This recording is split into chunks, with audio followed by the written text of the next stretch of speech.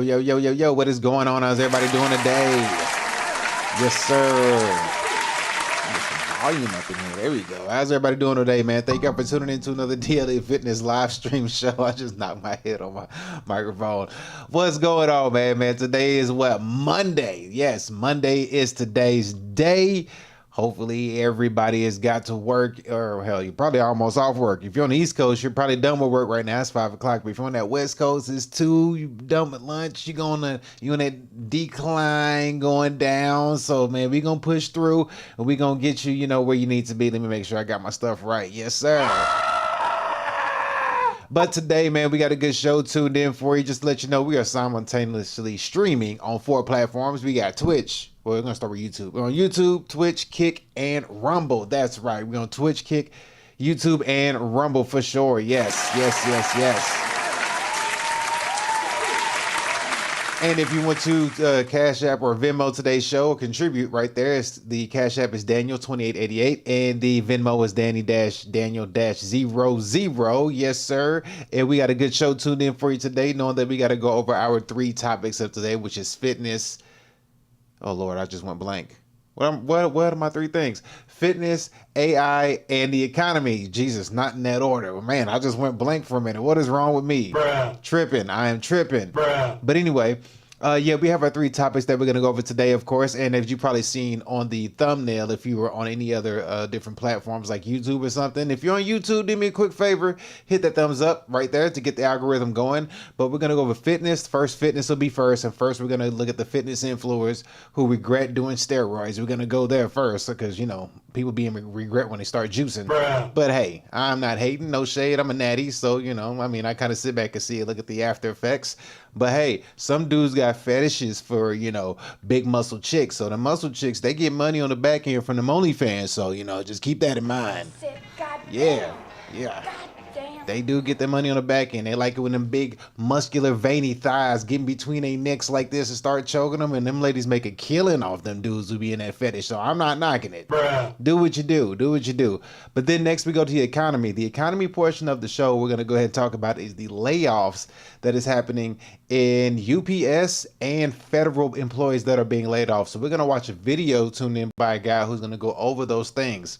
So just to let you know that layoffs are happening everywhere, especially in the tech industry, but we're just going to go over that industry for right now. So UPS and federal employees are being laid off. And, I'm not sure who all is federal, but we're going to find out when we get to that show, because right now everybody's catching strays. Everybody's having a tough time right now going through the economy. Doesn't matter who you are or where you're at. I mean, the tech people is getting laid off like crazy. Microsoft, Google laying people off, and UPS is a union. So you figure the union would protect them, but we're going to go in and see what's going on, because I think the union, the UPS people, they're actually trying to pay them to do buyouts, to buy them out of employment.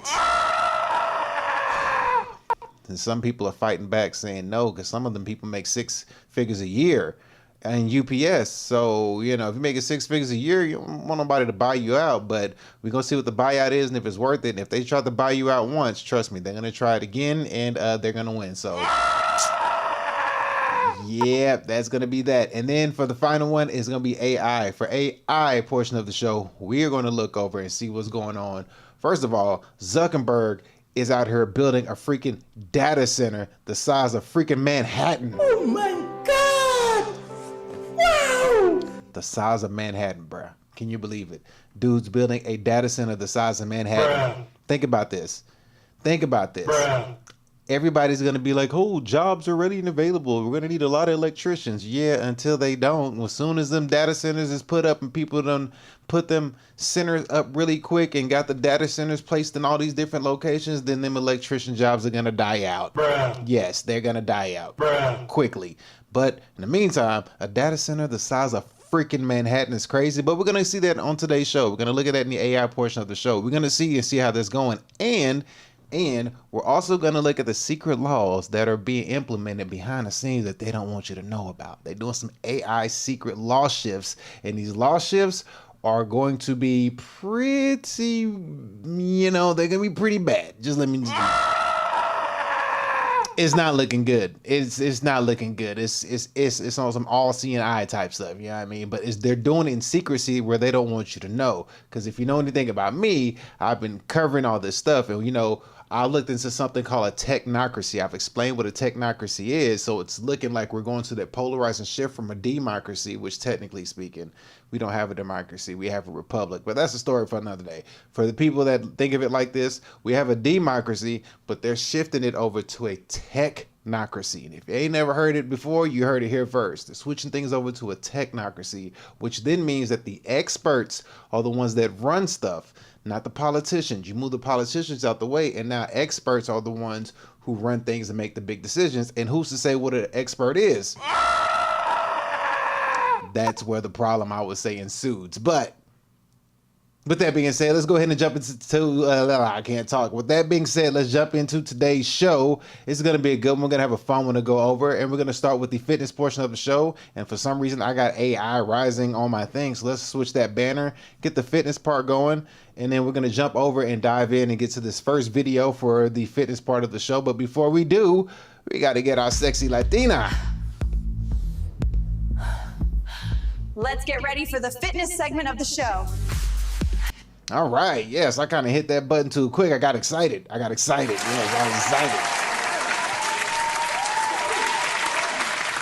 That's a redhead Latina too, boy. You know that thing is fire. You know that thing is fire. How you down there thinking? How you down there thinking stuff like this? Oh my God! Wow! Yeah, have your whole world messed up. But anyway, I digress. Let's go ahead and dive into the first video that we have here. We're going to go over a video by an individual who goes by the name of Coach Colton, who's been on the show quite a few times before. Shout out to him. Fair use on this video. So we're going to go with his videos talking about fitness influencers who regret using steroids, and they're going to explain why. And it's going to be a good take. So let's go ahead and pull this up on the screen. Bam, there he is. And the banner is still wrong, but we fixed it. And without further ado, let's go ahead and check this video out. Farming never stops. It literally never stops. Hannah Hussein is a gal that has been around the industry for a while and an established IFBB pro who is actively still competing. As of now, she's a pretty predominant OnlyFans model as well. And if you just take one glance at her Instagram, it's quite obvious that she might actually just be training OF professionals at this point, just not the kind of training that involves a barbell. If we just click the link tree, it continues to go down a list of various different sex worker sites, and you can almost scroll like 3 times before you get to the bottom, which is pretty gnarly. Which, sadly, side point here, this also happens to a lot of fitness girlies in this industry once they move on from bodybuilding. They've developed a physique. Some people really do have a fetish for that kind of physique, and so they move into sex work. I'm not saying it's everybody, it's a small margin of people maybe, but it is common. You do see it a lot, without doubt. I actually had a huge conversation with a really high tier OnlyFans model manager, and they were basically talking about how fitness girlies use fitness content and bodybuilding as a sort of pre-launch to their OnlyFans content. And it's like planned out from the very beginning. And essentially they know what content they're going to produce. They know what kind of physique they're going to go for, and ultimately have this manager curate content for them along their trajectory as a bodybuilder, so that once they do hit that stopping point where OnlyFans is paying a little bit more than the bodybuilding, they just go full OnlyFans, which makes sense. We've done videos, actually a lot of videos covering this specific topic with the whole fitness industry blending with OnlyFans thing. But anyways, moving on. And I'm not being rude here. We're calling a goose a goose and a duck a duck. All right, that's all we do on this channel. And if you like a good dose of honesty once in this industry of social media influencer content, this would be a good point to tell you to subscribe. We cover all sorts of stuff in this industry. Wild female transformations, All right, so far, crazy. We all know where we're going right now, but real quick, if you didn't see before, go check out those cakes over there. Jesus, look at them cakes. And you know what? It's best to look at cakes when it's quiet. Let's go ahead and just take a moment to enjoy the cakes real quick. Yes, sir. Yeah, buddy. Oh yeah. Oh man, cakes. Yes. All right. Let's proceed forward. Okay, here we go. Back to the show. Sorry. Got excited. Got to calm down. Channel with the basis being to talk about what's happening to females in the fitness industry or bodybuilding at large, and how steroids can negatively affect them, and specifically how they've negatively affected her. I will spare you the lore deep dive here, but essentially she started out her journey exceptionally jacked already, because she's a little bit older than the era of gals we normally talk about on this channel. She's probably before the time that Instagram was around, and more so the Facebook era. So we don't have that like concrete documentation, but we do have documentation of what she looked like 10 years ago, which is already crazy enough that she's been this jacked for so long. So basically we're entering mid training arc for this gal, and I think now we're at the redemption arc or some shit. I don't know. Likely in these early days, almost 10 years ago, she was clearly already on some kind of anabolics and maybe a little bit of other stuff sprinkled in there as well. And this is now what she looks like, a bit softer, but so would anyone basically at this state of an off season, quote unquote. In other words, Tell the truth.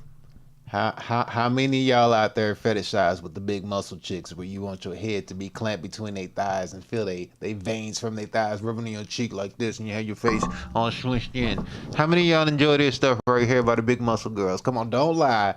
Don't lie. You know you little freaky perverts out there like these big muscle chicks and put their thighs between your head. I'm not hating on you either. I'm not knocking you. It's not my cup of tea, but go ahead and type in the chat. Go ahead and type in the chat. Just do a hand raise little emoji. Just do a little hand raise emoji like this. That's all. Just go ahead and be honest with yourself. It's okay. It's okay. We will listen and we won't judge.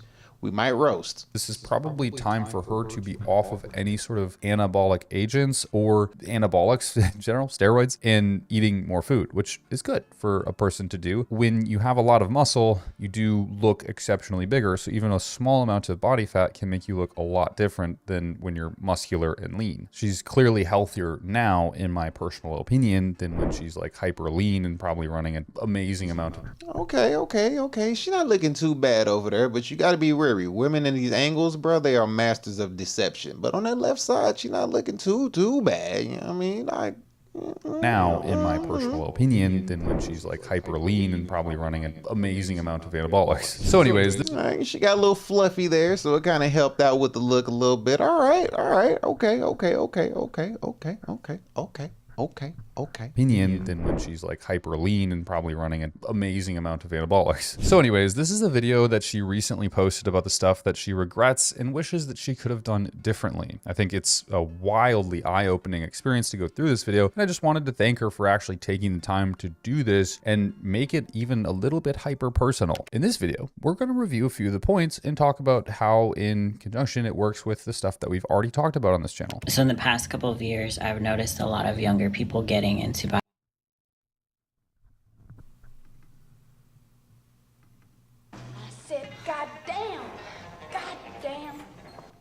bodybuilding. So I wanted to create this platform to tell my story, to hopefully help somebody make smarter decisions than I did getting into it. So right here, she talks about how waves of people are coming into bodybuilding. Young women are getting into bodybuilding in the fitness industry, younger and younger, it seems, almost every single year, doing steroids and getting into an industry that they have zero clue the extent that it is going to become invasive in their life. There's zero.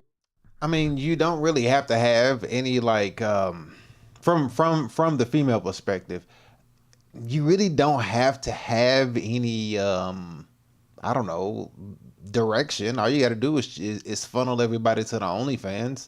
That would, I mean, if I was a girl, that would be my direction. I mean, you go, you know, you do the muscle thing, you get the NPCs and all the awards and the FBB Pro, you do that. And then after that, you know, you're going to have some dudes going to be fetishizing over you for your muscles and stuff. And I mean, you just switch lanes because that's who going to be paying you next, because they're, you know, I mean, you are their cup of tea. And, you know, they going to want to see some nippies and they going to want to see some feet and all that good stuff. I would think that's a good pivot route from that point. That's just me, though. I wouldn't knock it. I mean, it's like, hey, I mean, you got these people giving you 6 fans a year on OnlyFans. I mean, how far can you go in IFBB Pro? Because I think, I mean, what's his name? C-Bum? Just in bodybuilding alone, he ain't making that much. So it is. Intelligence about pharmacology, usually when they jump into this, and the implications can be drastic and life-altering. For Stanford Business Essentials is a... they hit me with an ad. Oh, boy. We're going to get YouTube whatchamacallit premium one day. Today ain't the day, but we're going to get it. But with that being said, you kind of see what direction we're headed as far as this video goes. So you get the idea, but we're going to keep going. But yes, just understanding that, you know, A lot of people are on juice. It don't matter who it is or where you're at. I mean, you're going to catch people on juice in the gym all the time. I see this stuff like crazy every single day I'm at the gym. I just be looking around like, bruh. Like, good Lord.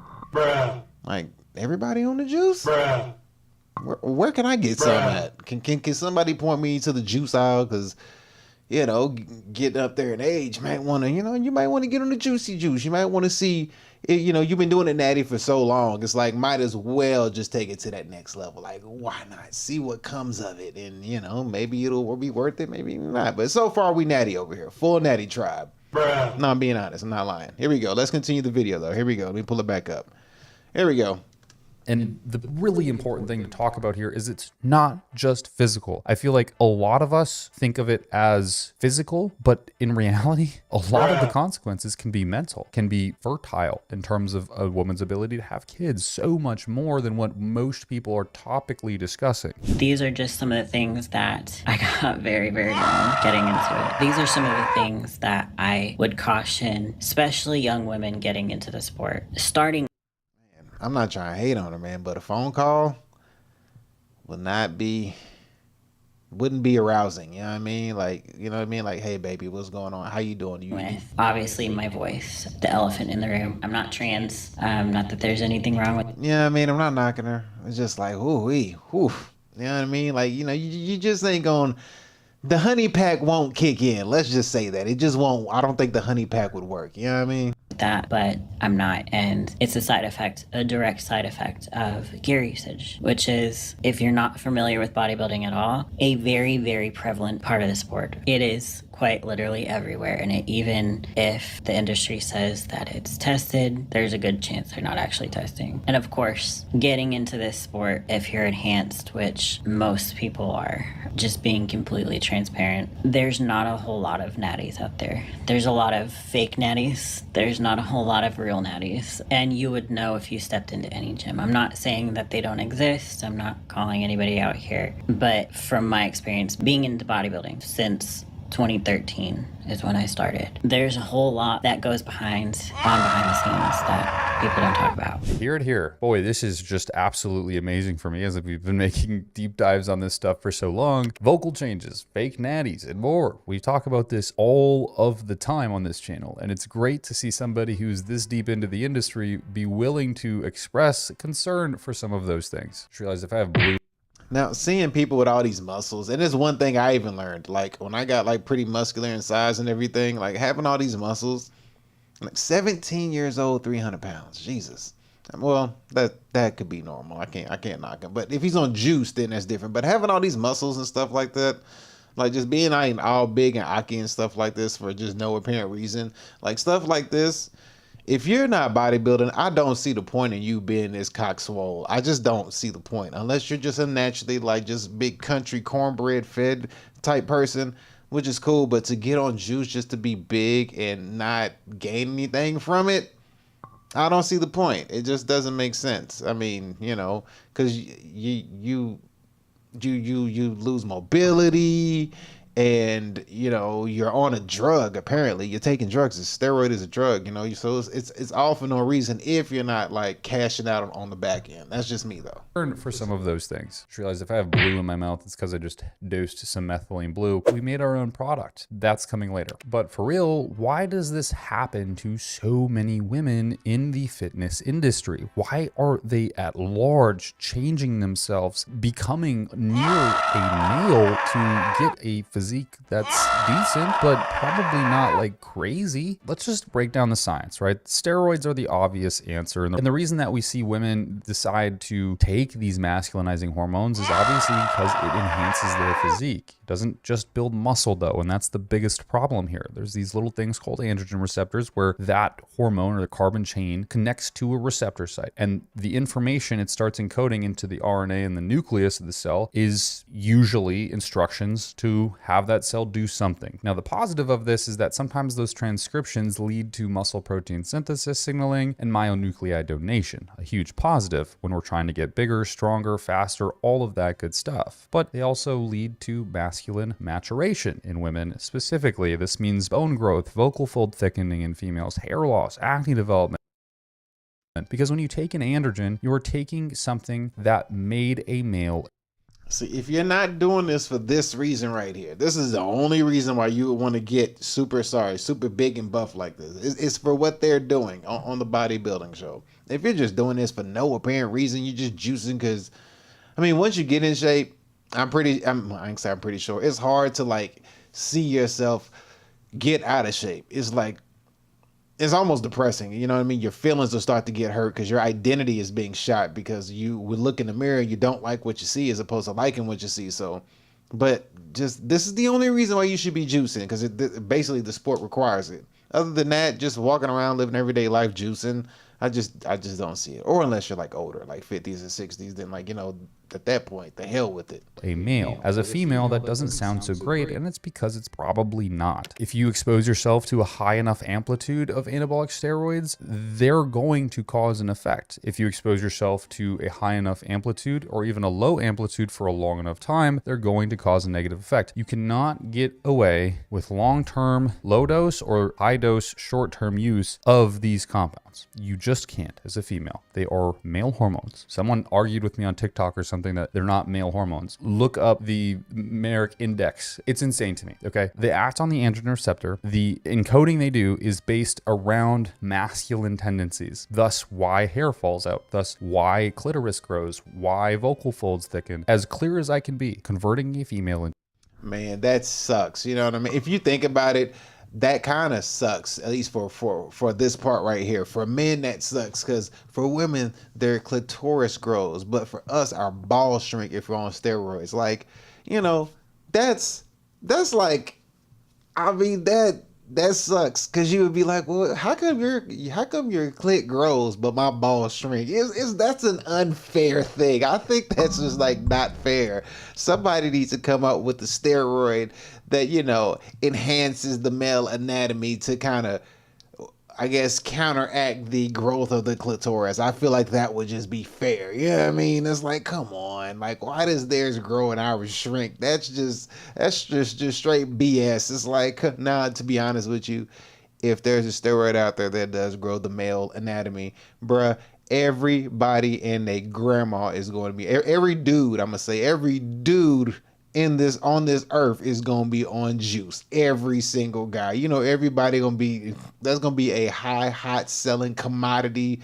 That product gonna sell any and everywhere, all the way from teenage boys to grown men in their 70s. Like, that's gonna hit the markets and kill the game. So yeah, why there's clitoris that. grows, why vocal folds thicken, as clear as I can be, converting a female into a male. And most coaches in this industry of bodybuilding are unfortunately too undereducated to understand the multiple and numerous other compounds that a woman could be using to performance enhance without having to take male hormones, which will undoubtedly, unquestionably, 100% of the time, when dosed as they are typically in a lot of the cases we cover, going to cause these side effects. Now, the other situation here, the fake natty stuff, look, this is everywhere. It's like resurging. I talked about this in several videos before. There are tons of disgraceful people juicing to the gills, competing in natural shows, claiming their natural status, showing pathetic levels of blood work, like garbage blood work, to say, look, I'm natural, or having Coach Greg put a stamp of approval saying, look, I'm natural. I've talked about why this is bullshit. If you're doing a test that is testing for just about anything, it does not prove you're natural, and it needs to be very time-based and specific to the individual. It's just most people you see on the internet who claim natural and have to vehemently claim natural always and every time, they're not natural. All right.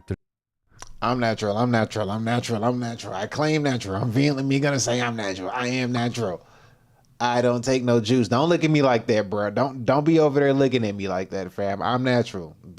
I can feel you. I can feel the look from Coach Cole right now. He think I'm joking, but I'm telling the truth, bro. I'm natural. Don't even give me that look, fam. I'm natural. They're just not. In a time before social media was really a thing, like TikTok didn't exist, Instagram didn't exist, I think Facebook did, but things weren't as talked about as they are now. Man, somebody made a good point on a previous video I did. They said that women who take steroids should voice record their voice every single week. I think like every week, voice record your voice and play it back. Each week you can play it back. So therefore you can kind of know how far you're going, not just with the steroids, but your vocal cords. And I was like, that's not a bad idea. That's actually a good idea. For women who juice, you should record your voice every single week and just listen. And when you get to a point where you're like, yeah, that sounds, because then you'll have the voice recordings from when you started to wherever you are currently, whether it's, you know what I mean? So you always have to be able to play back the original sound of voice when you started to where you're at currently, to be able to hear at what point you were up here and now you're like this. You know what I mean? Like, and I'm pretty sure if women did that, I think they would find a stopping point at some point. You know what I mean? Like, that would hold them accountable at least, and they would know, like, okay, this is what I used to sound like. This is what I sound like now. It'll give them a stopping point. That was somebody's opinion that they had said, and I was like, that's a dang good idea. Coaches were not vetted. They were not, nobody was qualified to do what they were doing. It was kind of like a whole lot of mess. So a coach had approached me and ended up, I told him what I wanted. I told him I wanted to be as muscular as I could. I told him that I, was willing to do whatever it took, which was probably not the best words that I could have chosen, but also I didn't really know the extent of what could be done with enhancements and things like that. It was completely new. And I was 22 when I first officially got into bodybuilding, when I got my first coach. And he immediately put me on so much gear. So much gear. And I had no idea about the side effects. I didn't know the risks. He actually told me that there was no risks, and that's why my very first mistake was listening to the wrong people. You have no idea how common this is. A young, oblivious girl takes steroids because she's clueless of what they even are. I mean, honestly, if you just start off by eating good, eating healthy, start there, eat protein, eat a good balanced diet. If you start there first, you'll be amazed at what your body can do if you just put that work in at the gym and just eat healthy first. And then from that point on, then you can add the steroids to it to like help you plateau. But just start off natural first. Your body will, and plus when you put on, when you do steroids, I believe you're putting on too much too fast for your body's, your joints, your tendons, and ligaments to kind of keep up. And it's just like, what is this new weight we're dealing with? So just be wary of that. And the only reason that she took those is because she wanted to get a certain physique. She hired a coach because that's just what you're supposed to do in this industry. And coach said, hey, take this thing, but doesn't really explain what said thing is, just that it's safe for you to use and that it's not going to cost a whole lot of money. And all that specific coach knows is steroid X gets Y results, no matter the cost. It's like hiring a mechanic to perform brain surgery. Yeah, you get brain surgery, but he has a wrench and you're definitely leaving with permanent brain damage or possibly not even alive. This said guy is probably as old as dirt too, commonly with a hypertrophied nose and a waistline. He's been practicing stretch-mediated hypertrophy at the buffet too much, as well as his blood pressure has been left sky high for as long as books have been written in Word. So getting into more of what I have experienced as a female bodybuilder, I've experienced the voice, enlargement of certain things. Enlargement of certain things, but certainly not my cock. To be clear, that is dangerous. That's not good. That's not good. Enlargement of certain things, but certainly not my cock. Okay, see, he agrees with me on that. I agree. It's like enlargement of certain things, but not from the men. It's not, whoever created steroids knew what they were doing with that. They knew what they were doing. Like, whoever did that, evil. To be clear, that is dangerous. That's not good. That's dangerous. Let's up those numbers! Time to subscribe for Bugattis. Everybody gets a Roids. All right, so listen up. Stay Farm. Oh man, they caught us with a freaking ad. But yeah, we're almost done with this video. Let's go ahead and get right to it. But yeah, I mean, that is a very unfair. They get a larger clitoris, we get smaller balls. So the unfair advantage of steroids. But they get that deep voice, and put a deep voice in a woman is like put that high voice in a man. So yeah, they lose on that one. That's horrible. Lost my period on several occasions. Bigger when you take anabolic steroids. I've lost my period on several occasions. One time for almost 3 years. I have experienced 3 years? You lost your period for 3 years? That's unheard of. Well, at least for me, it's unheard of. Maybe for her, people who take steroids, it's 3 years. Well, is that a good thing or a bad thing? I don't know. I'm curious. I have to ask a woman. Is that good that you don't have a period for 3 days? Because you ain't got to worry about that. But then, what if you're pregnant? You know what I mean? I don't know. This is crazy. 3 years, no period. Jesus. Experienced hair loss. Hair loss is so real, and even I am not invincible. I'm not immune to the Norwood Reaper. He found me many, many times. It is actually one of the largest factors to me quitting the whole steroid usage saga of my life in bodybuilding. Let's just say that when I shave my head, me and Nosferatu have a lot more in common than I'd like to admit. But briefly, why does this happen? Let's try to explain this speedrun style. You've got androgen receptors all over your scalp, just like the other things I talked about before, especially the crown and temples of your skull. Now, if you're genetically unlucky, some of those receptors treat DHT like a ticking time bomb. Suddenly, testosterone converts into DHT, 5-alpha reductase. DHT binds to those receptors, and the hair follicle activates gene expression that literally shrinks the follicle. The hair grows thinner, shorter, and eventually stops growing altogether. This is the main mechanism that we see very commonly within bodybuilding, but it's not the only one. Telogen effluvium, or stress-induced hair loss. This is as simple as it sounds. A hard prep, a deficit that's literally got you starving, a very stressful season of competing where you're not doing so great in shows. I mean, you name it, there's opportunities to have telogen effluvium. And then there's inflammation-induced hair loss, and this one doesn't actually get talked about enough in my opinion. Chronic inflammation and autoimmune diseases, poor gut health, or even scalp conditions like dermatitis, as simple as that might sound. Those inflammatory cytokines are capable of damage. All this because of some steroids, bruh? That's crazy. Ugh, man. You think it's just because you don't grease your scalp, maybe? And throw a little, you know, get some oil up in there, some tea tree oil, some, I don't know, some kind of hair oil product. That look like a hell of a dry scalp. Simple as that might sound, those inflammatory cytokines are capable of damaging your hair follicle's ability to regrow. But mainly and primarily what we're looking at here is a DHT-based problem, dihydrotestosterone, a derivative of testosterone, but also various synthetic compounds or anabolic steroids, which are made from this derivative. These are things such as Anavar, Winstrol, Primable, and Mastron, and more. These guys tend to biased hair loss in a lot of individuals, which is self-reported, significantly so. She also mentions cystitis. Cystitis is a medical term for inflammation of the bladder, most commonly caused by urinary tract infections, especially and most particularly in women. It is induced oftentimes by chemical usage of various compounds, but one of those compounds exclusively being anabolic androgenic steroids. You called it. Very interesting. I didn't realize steroids had this many negative side effects. That's pretty crazy.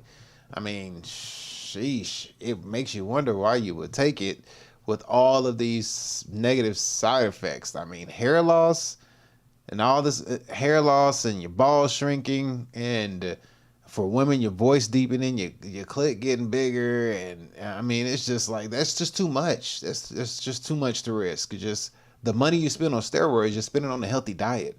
Because I know this stuff can't be cheap monthly, you know what I mean? You got to at least be spending like, I don't know, between $500 and $1,500, I'm assuming, for steroids. So just eat a healthy diet. Interesting, because you don't often hear this talked about in the demographic of bodybuilding, but it does happen. I think probably more people than not maybe don't want to talk about it so publicly, but it does happen. Look, I think this video is beautiful because you have a woman at the top, right? Like doing really good, coming out after her career. Well, truly, as the career is still going, discussing, hey, there's actually like some things I really regret doing this career. Was this the same girl? I think that's the same girl, right? Gilco Productions. I don't know. This might be the same girl. Discussing, hey, there's actually like some things I really regret doing this career, and I think you should know about them. We've covered hours and hours and hours of people in this industry who are just so willing to bypass any of the information regarding the downsides of what they're doing because, whoa, it's too bad for social media. I don't want to talk about it. I don't want to say that, hey, gals, if you're interested in going down this route, it might actually not be a great idea for the rest of your life or something. It's, hey, look at me, I'm jacked, I'm pretty, sign up to my OnlyFans or something like this, and don't ask questions. And if you ask questions, you're a piece of shit. That's what I get called because I talk about it. Again, we just call ducks here and goose. Like, it's just, it is what it is. You took steroids, you changed your body for the rest of your life. It was not a smart idea for most people that did it. We talk about it. We keep it shit open, right? And people hate that. So the fact that a gal is coming out, talking about this, discussing these things intricately, I think is so important, because it's one thing if I say it, it's another thing if another person goes through the effort of actually putting this information out, which I love to see. So kudos to Hannah for being so upfront and personal here, promoting the awareness of, hey gals, there's fucking bad side effects and there's probably better things you could be doing than abusing male hormones, you know, like Jesus. I don't know. If you want to support this channel, there's link. Okay. We get the point, coach. We get the point, coach, man. Shout out to him. Shout out to Coach Colton for that one. I'm going to have to go and make me some coffee or something. Jesus.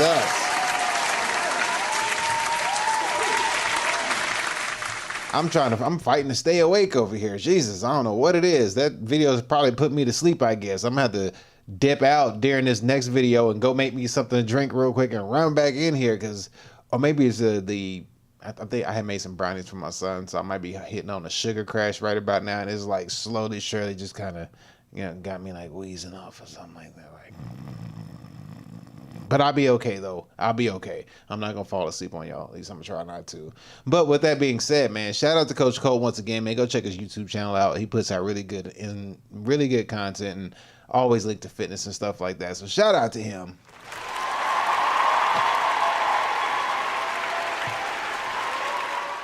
So yeah, man, just want to be careful out there, especially for you ladies out there juicing and doing juice and being on the roids, man. If it's a good financial move for you, I say make it, but understand that you don't want those permanent, unfortunate after effects as far as deep voices and losing your hair and stuff. You don't want to do that. So record your voice every single day, ladies. If you're on steroids, record your voice. You can always hear what your voice sounds like, so you know when you get into a point where it's like, my voice is starting to sound like crap. And if you keep taking steroids, then you know your voice is gonna go off the rails, and it's gonna be like, it's gonna be nasty. So word of advice. But with that being said, man, let's go ahead and slide on over. We're going to slide over to the next video that we have. It's going to be we're going to slide on over to the next topic, the next segment of the show. With that being said, let's go ahead and get our handsome, sexy lady to walk us down the aisle and give us this intro. Welcome to the economy segment of the show. Enjoy. All right. Yes, sir. We will enjoy. Thank you so much, my AI lady. Give her a round of applause.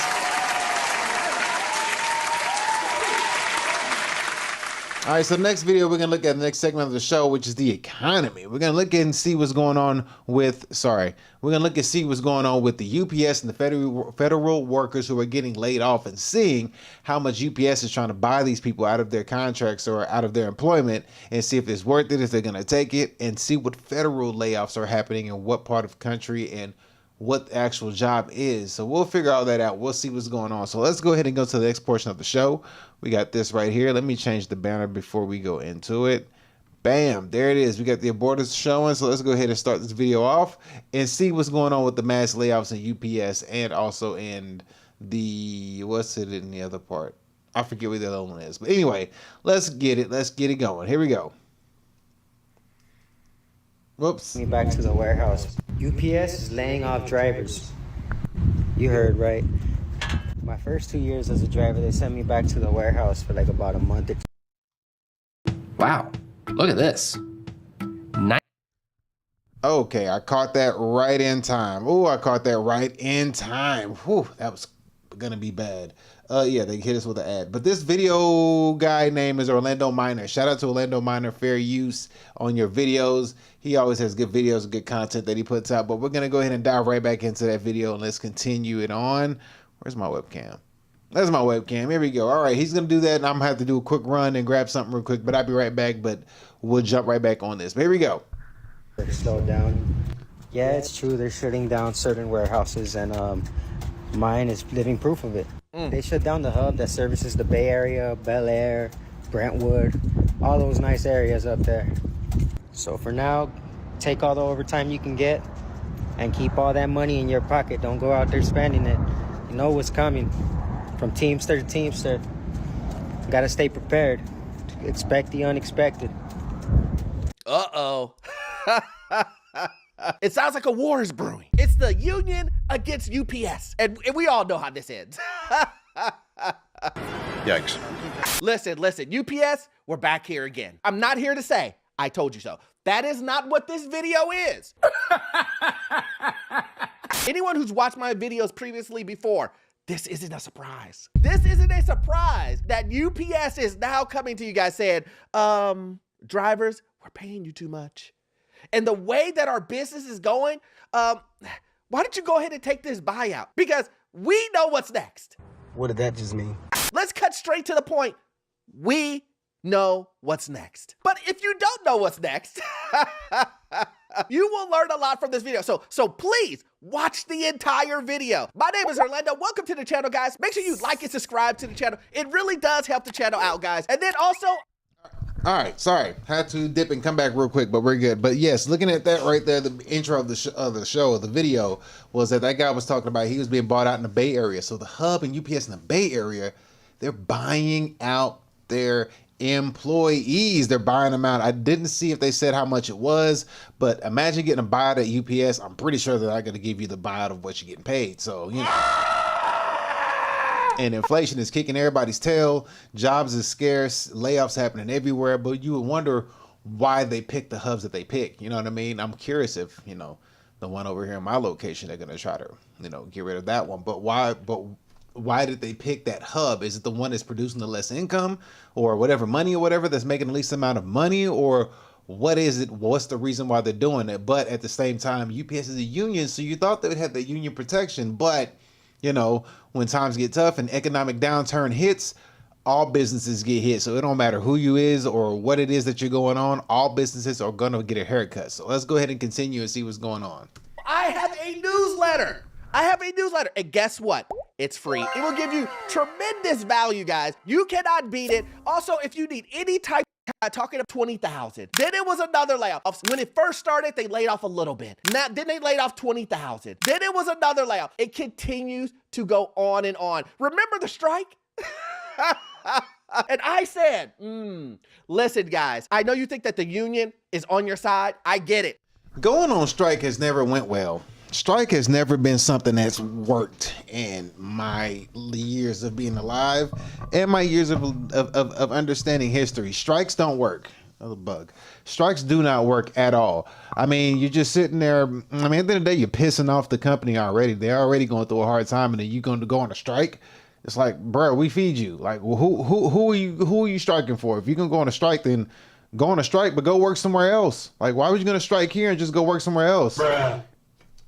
Excuse me, you're trying to force me to pay you more or force me to not fire you, but then it's like you're going on strike, and when you go on strike, people usually stop working to go make a point. They're going to make a point, but you're making a point, but you're not working, and I'm paying you. So what do you think is going to happen? Bruh. You know, you're expediting the process at the end of the day. That's what it seems like. When strike happens, it's like you're expediting the process. Bruh. So like, why even do it? But I digress. I get it. You pay all this money to those guys and you believe that they have your best interest at heart. But I'm here to tell you, you're not going to stop UPS from laying off. Wait, what? You think? You think you're going to stop UPS from laying people off, but UPS will find a way in a contract, in a loophole. They will find a way to either apply pressure on you as a driver by cutting all of the support from around you, or they're going to offer you buyouts, or they're going to cut your hours. Whatever the loophole is, UPS will do it. That is true. A company is always going to find a way to fire you. Like he said, cut your hours, fire the people around you to give you a heavier workload. I mean, or just piss you off to a point where you're like, man, F this job. They gonna get you out of there. If they don't want you, I mean, and then they got attorneys that do nothing but look for loopholes in a job on how to fire people. And you have to think about this. This is not a new practice. So like, to find loopholes to fire you from a job is not a new strategy. I mean, it's a playbook that's been ran 20 times over. So it's like, it's time to run the strategy to get these fools up out of here who don't want to leave. And they're going to just constantly, you know, go down the list of, okay, do this, do this, do this, do this, do this, do this. I mean, so yeah, you're basically, you know, you're fighting the inevitable. Excellent. And a lot of drivers came to my comment section and they said, Orlando, you don't know what you're talking about. We as drivers, we're protected. There's no way that anything is gonna happen to us. They're not gonna change our hours. They're not gonna change our pay. They're not gonna give us buyouts. We ain't doing any of it. If anything, they're gonna pay us more money. Ridiculous bullshit. And I just said, oh, we'll see what happens. I mean, we have seen this happen. I mean, if anything, they're gonna pay us more. But I mean, when economies crash and cycles happen, and we're in a hell of a cycle now. I mean, we're seeing what's gonna go down, and it's going down as we speak. So yeah, no, and even the unions ain't safe, and no business stands up forever. Business is always gonna come to some kind of end, regardless of what the business is. But in this economic downturn, bro, ain't nobody safe. Happen. Especially when you've been seeing AI on the rise. When you see AI out here putting in warehouse workers that are robots and stuff, and self-driving cars, like, you should be already thinking to yourself, if I drive a car to work or use a vehicle of some sort, and I'm seeing automated vehicles being driven around, you should have already been thinking like, oh snap, like your brain should have already did this. And you should have already been on it, but you know, it is what it is. But let's continue. We have seen this happen with UPS. We did see this happen with FedEx. We did see this happen with Amazon. We did see this happen with Google. But maybe UPS is different. Maybe UPS is different, but let's just see. For the first time in its history, UPS will offer buyouts to its delivery drivers. Those brown truck drivers are among the highest paid delivery drivers in the country.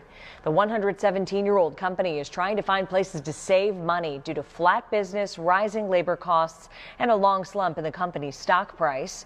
UPS employs around 330,000 delivery drivers, clerks, and package handlers. The full-time drivers are eligible for a buyout and can keep their earned retirement benefits, including pensions and health care. Hello, my name is Adam Ferrari, the chief executive. Got me again with these freaking wait, hold on, let me make sure I fix that right. Got me again with these ads, but that's true. But this is the first time in the history they're offering buyouts. If they're offering you a buyout, then they must be really feeling some financial turmoil up at the top. You know what I mean? To want to buy out employees. And, you know, you have the highest paid drivers in the country, but then again, you got to think about it.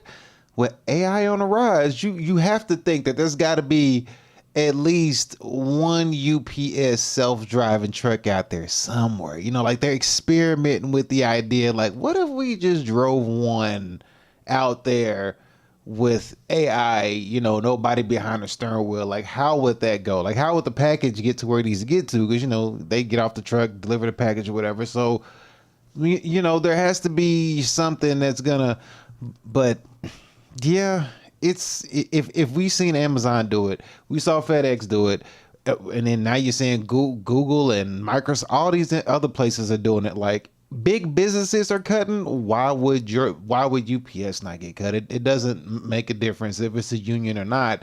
Yeah, you got the union to back you up, but they could also use, we all know, we all been at the job where they literally have tried to piss you off just to get you fired. Cut your hours just to get you to quit. Do anything they can so that when you left that place, they would not have to pay you unemployment. So, I mean, we've all been there. We all know how that works. We've all seen it. We've all been through it. So, yeah, I mean, UPS ain't no different. It's just that they're going to have to find a loophole to get around you using the union and them having to pay you unemployment. But I digress. Let's get back into this video. Here we go. Oh, wait. There we go. Teamsters President Sean O'Brien said UPS is trying to weasel its way out of creating good union jobs here in America by dangling insulting buyouts in front of Teamsters drivers. It is an illegal violation of our national contract. UPS responded, saying in part, "We have approached the Teamsters on this topic and remain committed to the agreements we reached in 2023 as part of our contract negotiation." Did you hear that? The infighting. Exactly. He's right. Did you see that? Because what I'm seeing here is this right here. We've approached it like they know that contract exists. They not finna violate that contract because they can't afford a lawsuit right now. That's the last thing anybody want to get into in a down economy is a lawsuit. That's why, you know, dating is having a hard time right now, because ain't nobody got time to be getting in a dang lawsuit. Nobody got time to be getting alimony, child support, CPS filings. Like, nobody got time for that nonsense. Nobody does. So the last thing you want to do in a down economy is breach a contract. You can do anything in your power not to get into a lawsuit. You don't want to do that, because a lawsuit is a lot of money. You're gonna break bread. That's just what that is, and you're gonna avoid that at all costs. And once you learn how to avoid that at all costs, when things get on the up and up, you continue to avoid that at all costs, because you understand how, you know, how important that is in your business. So yeah, exactly. In the agreements we reach as part of our contract negotiations, they understand how you know, meticulously they need to move to not violate their contract. They know what they're doing. They ain't stupid. 23 as part of our contract negotiation. Did you hear that? The infighting. Of course. The union says, hey, UPS, you guys are doing something illegal. UPS is like, we had this conversation. Here's the funny thing. The Teamsters, the union, they shouldn't be surprised by this. I'm not even working there. And I knew, a blind man could see that UPS was gonna try to figure out a way to get rid of that high driver pay. There was videos and memes. And think about it. They're like what they said, they have the highest paid drivers in the country. When UPS heard that, they probably was like, oh, we do? We have the highest paid drivers in the country? And you know what that meant, right? They was like, oh, we got to change that. And right now, you got the highest paid drivers. Just imagine you hire these younger kids who want to be, because to become a UPS driver, you ain't gonna get there until you're like mid to late 20s. Like it's gonna take you some time to get there, because you got to grind up to get there. You know what I mean? Like, so, but if you take somebody now, like a Gen Zer, and I don't know what their pay is. They always say they make 6 figures at UPS. If you down that to 75K, you know what I mean? If you drop that to 75K and give that to somebody younger, they would do it. They'll take it in a heartbeat, as opposed to somebody else who's used to the high pay. You can now bump your high pay from 100K to high pay now of 75K. So it's a good move to make. It's a good tactic as far as business goes. But to think that they just gonna let you do this and run up amok while they're having a hard time trying to stay afloat, they ain't gonna last. They finna get rid of you. It's all over the internet talking about, UPS drivers with Rolexes, UPS drivers with chains on, UPS drivers flexing. Why are you dressed like this? Like what? A Dior shirt? A chain? Is them Cartiers? Those were the memes, because UPS drivers is like, woo! Hey, I do remember that though. Back in the COVID days, UPS drivers was flexing, boy. Them strong flu 19 days, boy. UPS drivers was getting it in. They was 6 figures all day long. Listen, the amount of money we getting paid to do our job and not have to work that much, UPS said, we'll see.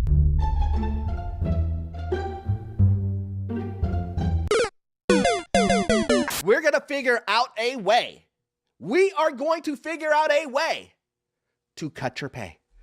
And that's one of people's biggest problems. Why in the hell? And I don't get this. I don't understand why people do this. Why is it that when you make a lot of money at a job or whatever it is you do, the first thing you want to do is go flex and tell the internet? And one of the if you own or run a business, what is the purpose of your business?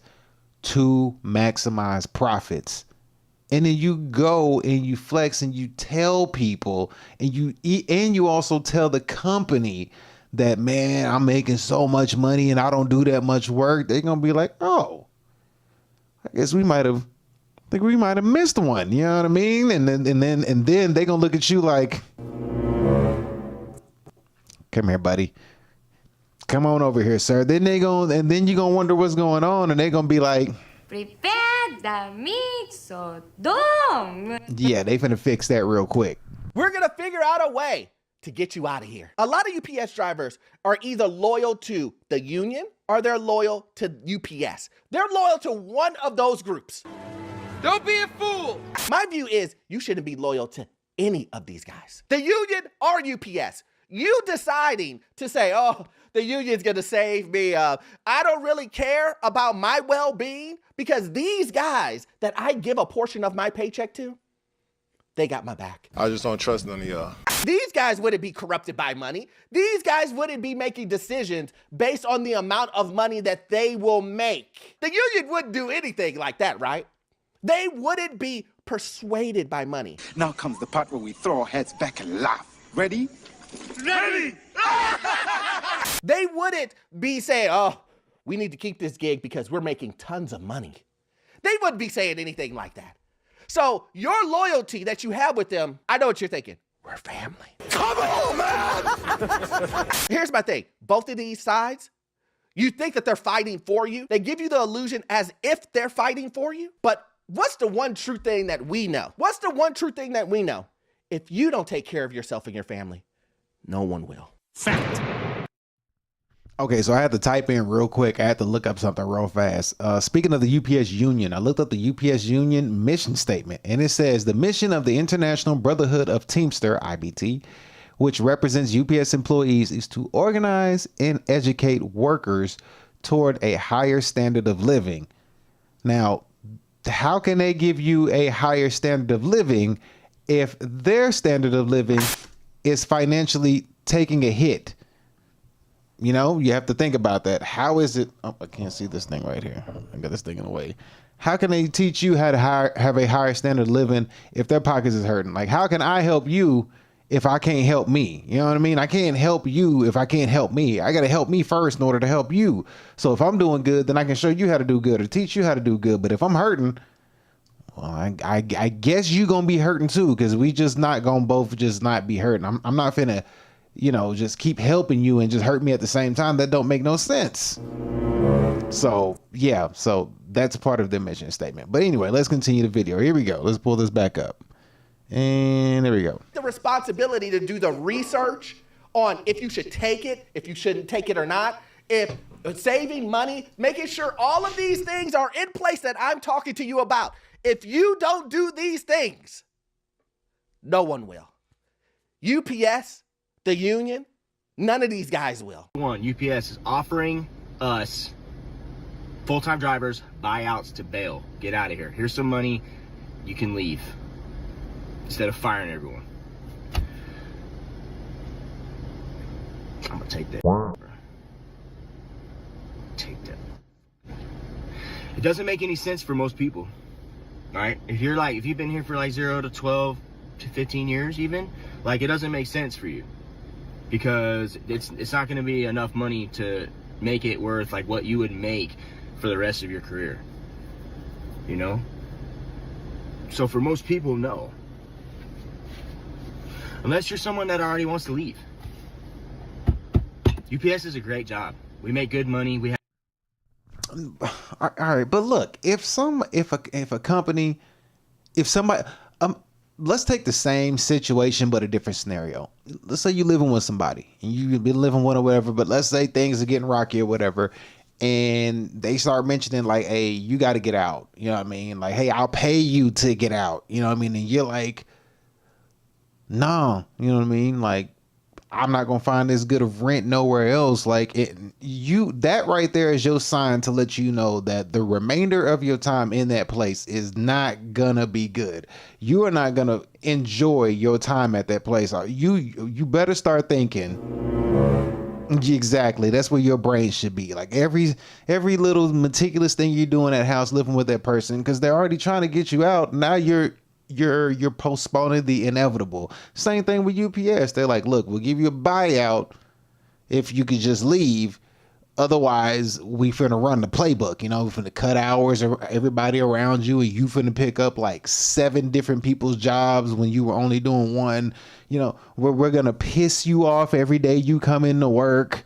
You know, they're gonna do everything in their power to run the playbook on you, and they're telling you before it happens. So it's like, I get what he's saying, but at the same time, like, you're getting the inevitable that's about to happen. So either buyout or nothing, and at least you could try to pivot before it's too late. But then again, everybody's financial standards is what it is, but you are saying no, but it's like, what do you mean no? Like, we're trying to tell you we got to get you out of here, but you know, it is what it is. Have great health benefits.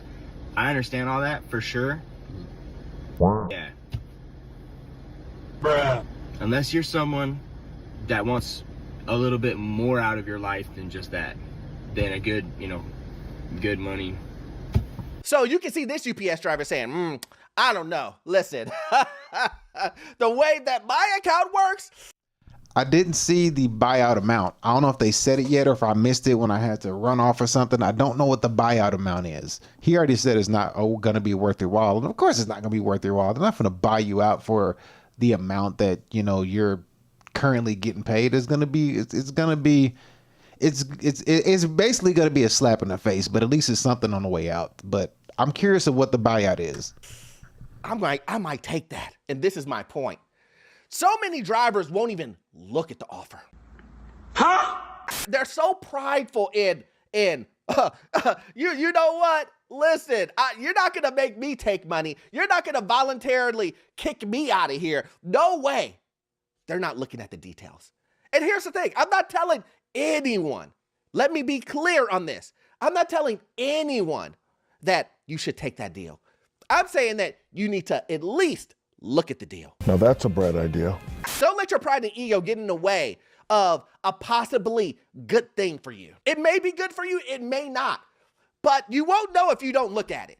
You won't know if you don't even consider it. Here's the thing that I want to knock home. We have seen this over and over and over, guys. This isn't some made up story where we're sitting up here saying, well, we may know what's going to happen. Well, maybe. We have seen this pattern over and over and over again. And we know that the next step is they're going to do layoffs. Exactly. That's 100% correct. It's like, look, we're giving you an opportunity before you end up really upset.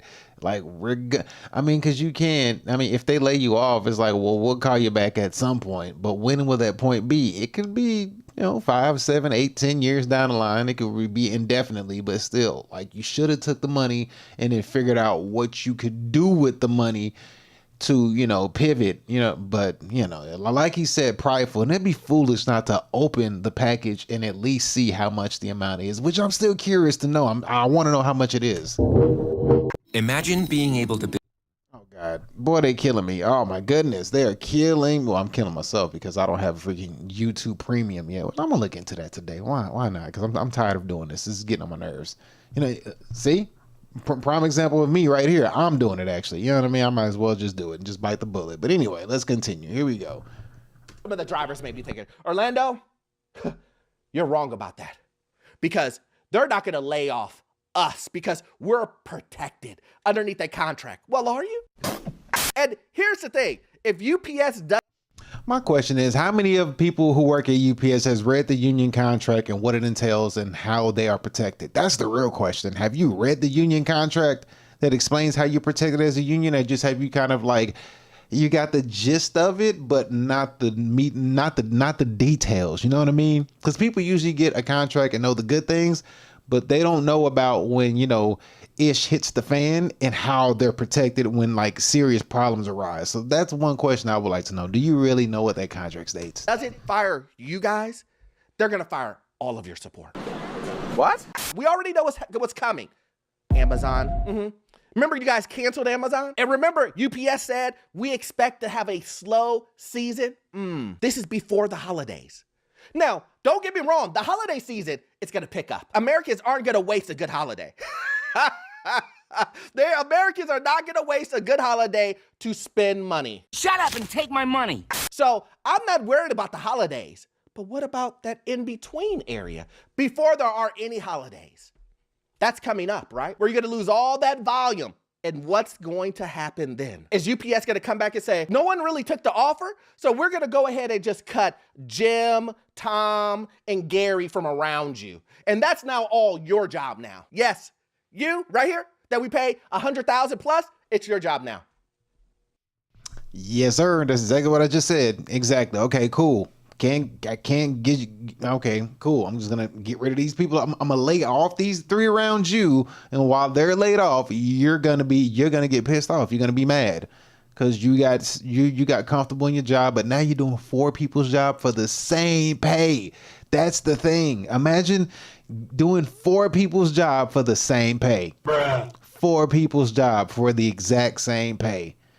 So what you should be getting paid 4 times the amount for, hell, at least double, but 4 times the amount for, it's the same pay. So those 12-hour days quickly turn into 16, 18-hour days. Bruh. Like, you're going to be pissed, and you probably going to quit.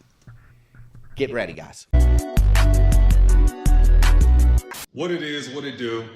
As of right now, company just announced that they're going to be offering buyouts. They're going to be offering $3 grand per every 1 year of service is what it says right now. For somebody on my level. $3 grand for every 1 year of service?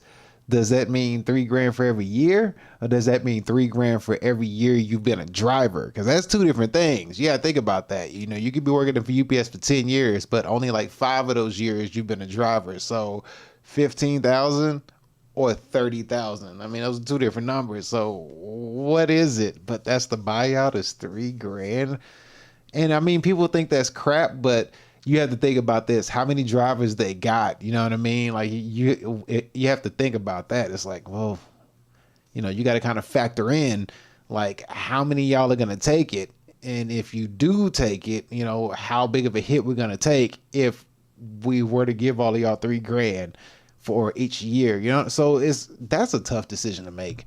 But still, whew, man, what are you going to do with that? You know what I mean? Because especially depending on how people's finances are, you know, and depending on what city you're in, like, whoo-wee, that's going to be rough. That's like 30,000. Leaving this 100K plus job a year. See, he said 30,000. He'd been there for 10 years, but that's my thing. It said, let me go back to what he said.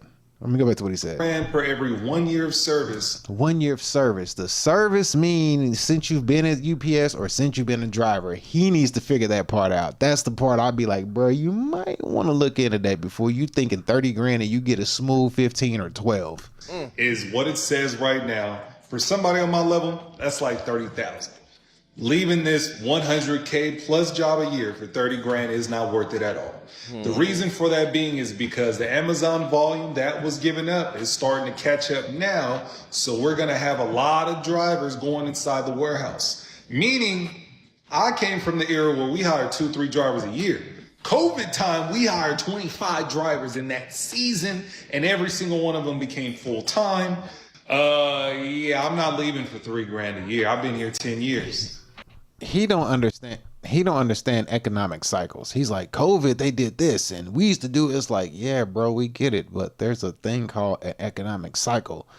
And this cycle that we're going through is clearly worse than probably everyone we've ever been through, at least in our lifetime. So he don't understand that there's ebbs and flows and ups and downs. And boy, are we going down, down, down, down.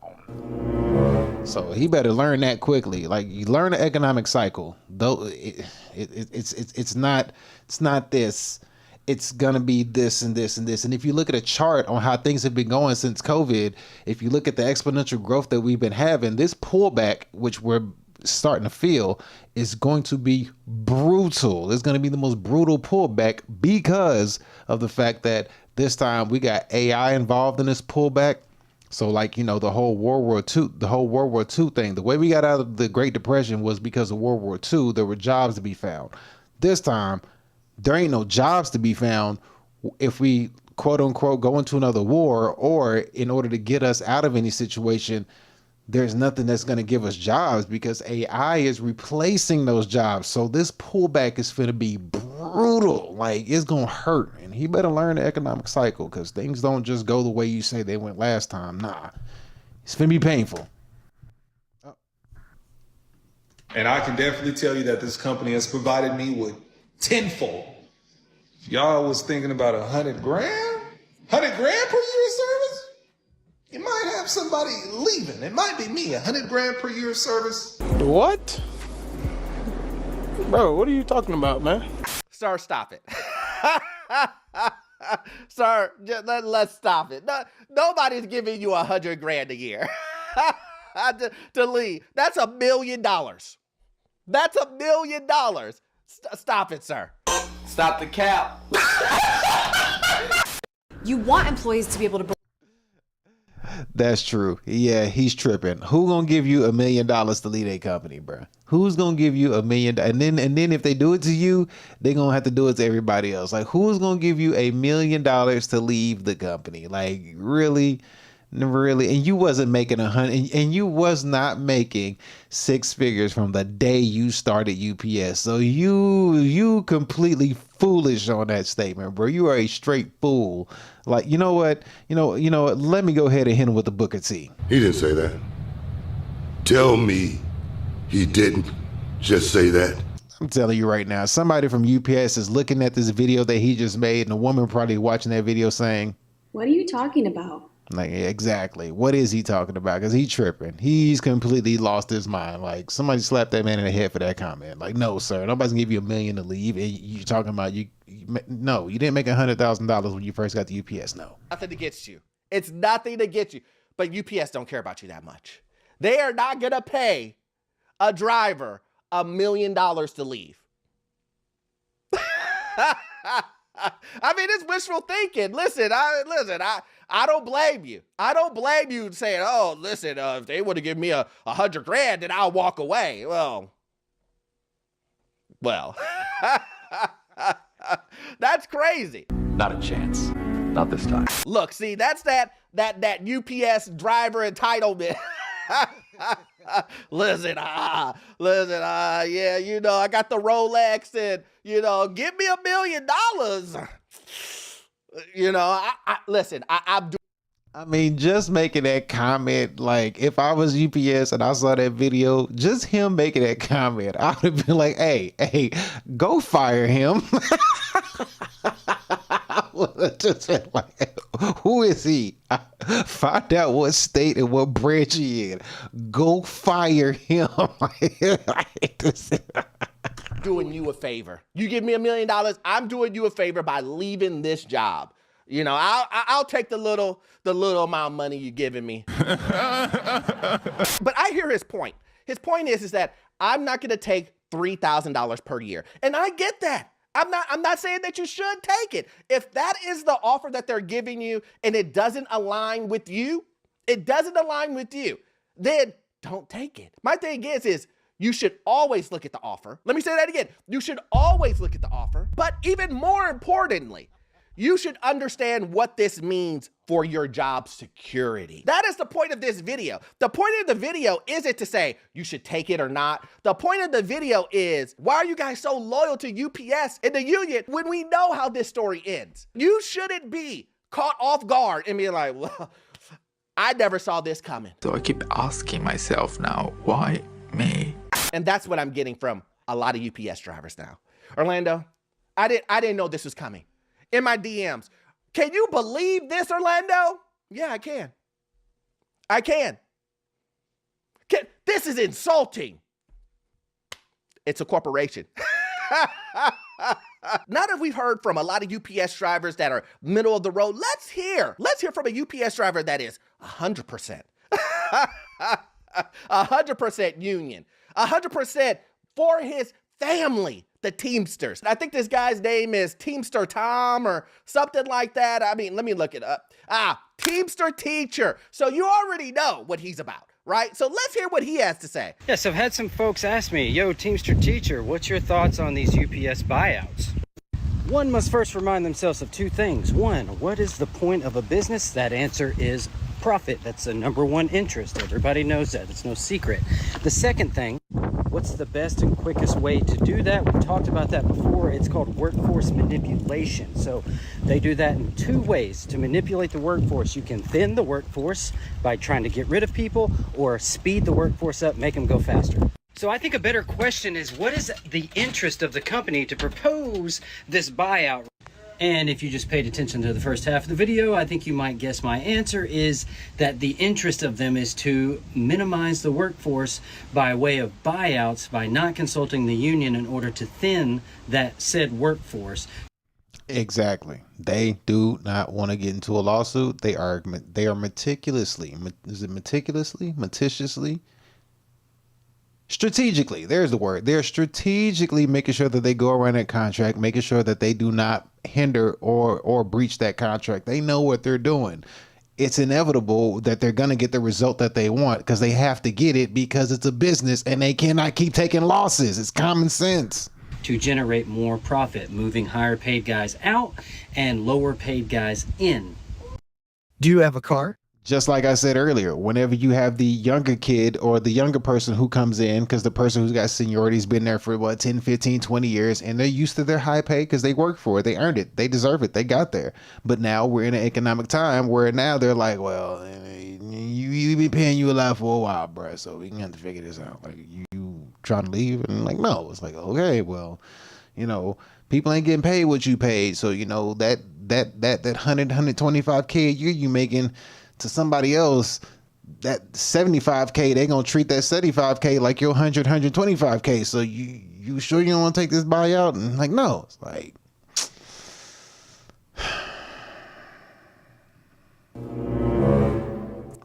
all right. Well, you have a good day at work. You have a good day at work. Yeah, enjoy your work day. That's what's gonna happen, basically. In a nutshell, that's what it's gonna be. I also think that other than minimizing the workforce, there's another reason here. It's a little bit more coded and probably less direct, but dividing the workforce. Have you noticed all the infighting that's already taken place when we need to be redirecting that focus onto the company and their motives? That's more important to me. My question to you guys is, do you think the company is doing this out of the goodness of their hearts, or is there a profit motive here for them? That is an excellent point. That guy went through all of that just to tell you, we don't trust UPS, and UPS is all about money. But isn't Teamsters the same? I mean, I'm just saying. Something ain't right. Isn't the Teamsters the same? I mean, let's just take the money portion out. Is there a Teamsters? I'll wait. Is there a such thing as a free union? I'll wait. This is what. Valid point. Valid point. Exactly. It's like, take out the money. Is Teamster still gonna be there? It's like, nah, bro. They dipping because they in it for the money, just like you in it for the money. And I'm talking about guys. On one end, you have someone who's for the Teamsters, which is cool. If that's your loyal family, great. If you want to have UPS to be a loyal family, great.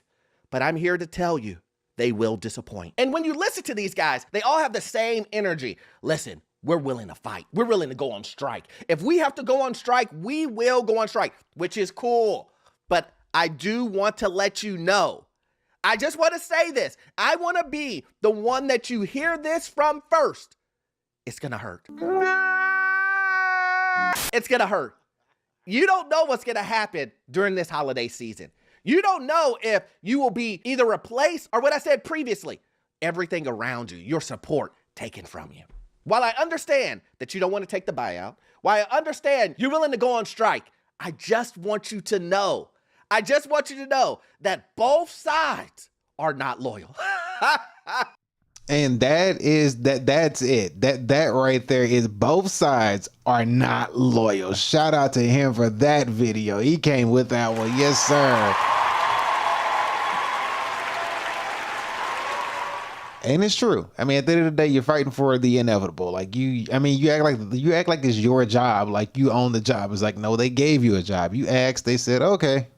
That's how that works. Like it's not your business, it's their business. And you asked them, hey, can I work here? And it was like, well, yeah, go through our interview process and we'll see if we give you a job. Like you asked, they said yes. That's how that works. So however they choose to treat you in the long run, it is what it is. Not let bygones be bygones. So you can't get too entitled because of the more money you make. Because if you really knew how much money they make off of you versus how much money they give you from what they make off of you, you probably try to create your own sort of UPS business on your own once you saw those numbers. But that's a story for another day. So yeah, with that being said, man, shout out to him for that video. We got one more video by him. Now we're going to go over on the other side and look at the federal layoffs explode after the Supreme Court ruling from the same guy, Orlando Minor. We're going to go ahead and check out this video and look at this one here. But yeah, so now we're going to look at the federal side. I mean, I don't know if UPS ain't federal, is it? I don't know. It don't matter. But now we're going to look at this and see. I don't know what Supreme Court ruling happened, but we're probably going to find out here in a minute. So let's go ahead and check this part of the show out and see what's going on this side. Here we go. I'm so motherfucking mad. I got a notice of termination this morning. I'm a federal employee. You know that shit just pissed me off, right? Because y'all doing too much. Y'all doing too much. This is too much. Well. It looks like the federal employees are finding out.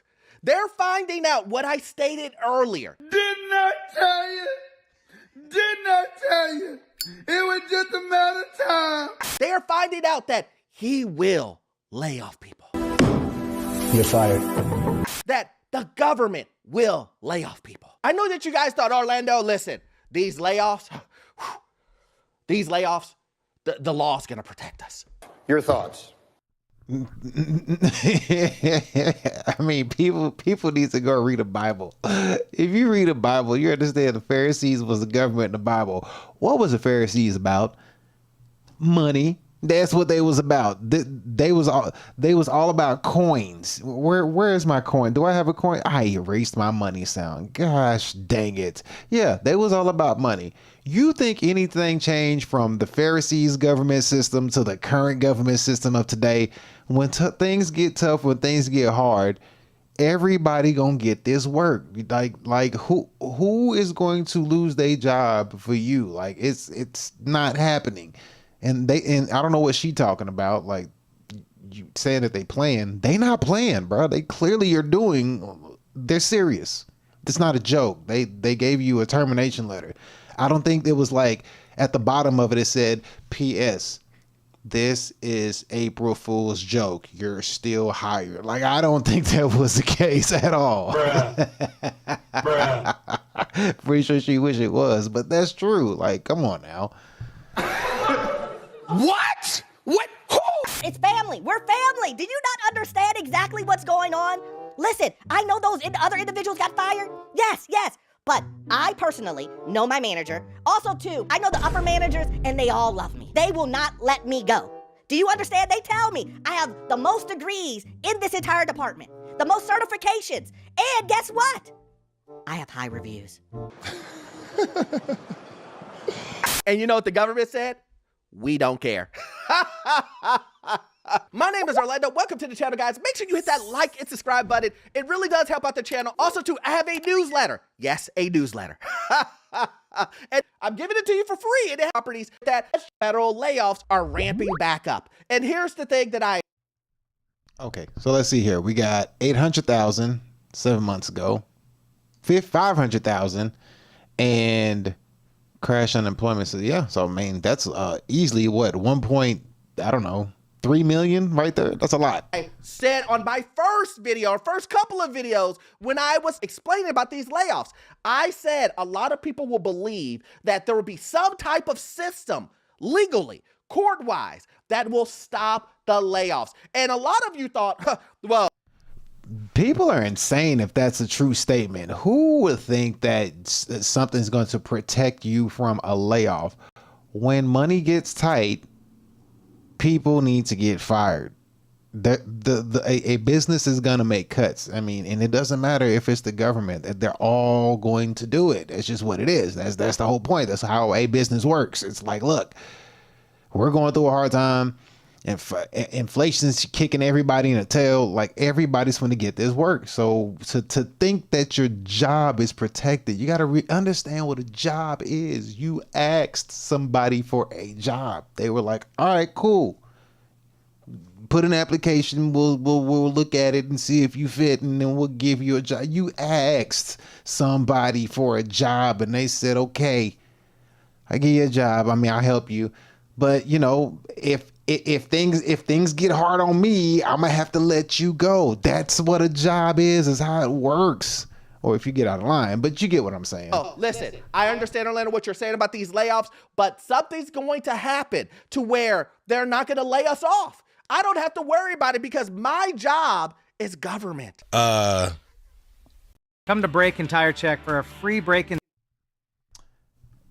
I want to say during COVID, the strong flu 19, didn't they have issues with their employees during that time? I'm not sure if I remember correctly. Let me see. COVID employees have issues. Did they? Did COVID? Well, let me see. No, not COVID employees. Did federal employees?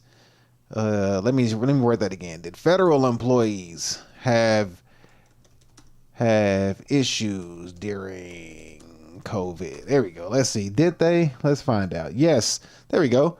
We'll read that real fast. Yes, federal employees face significant issues and challenges during the strong flu 19 pandemic, including a rapid, unprecedented shift to remote work for many, the need to adapt to new missions and public engagement methods, and increased health concerns, especially for those on the front line. Okay, cool. Rapid transition to remote work, frontline worker challenge, workforce dynamics, and adapting to new missions. Okay, cool. So a lot of people had to go to remote work, but for the ones who couldn't go to remote work, how did that work out? And then you go to remote work, and I mean, that probably caused the issue because I don't know why, but still, there were some issues. So if they had issues during the pandemic, then to see how the economy went on a graph chart, to see how the spike went straight up like this, you should have thought to yourself, there's a pullback coming and it's going to be brutal. But, people don't look at that, but it is what it is. Let's continue. To lay individuals off. It's not happening, Orlando. That's what I saw in my comment section. That's what I saw with people sending me emails and DMs. Orlando, I appreciate the value that you're trying to give, but the value ain't for me. The value ain't for me because I'm good. Come on, man! Again, if you haven't been living underneath a rock, you saw that the Supreme Court gave the government all the power to do it at their discretion. Wait, what? What happened immediately? Do you guys let me make this perfectly clear? Immediately after they were granted the power. Let's take a look. State Department a short time ago, more than 1,300 workers laid off just days after the Supreme Court cleared the way for the Trump administration to make sweeping cuts. ABC News obtaining an email informing some workers they received layoff notices by mistake. ABC's Rachel Scott reports from the White House tonight. Wait.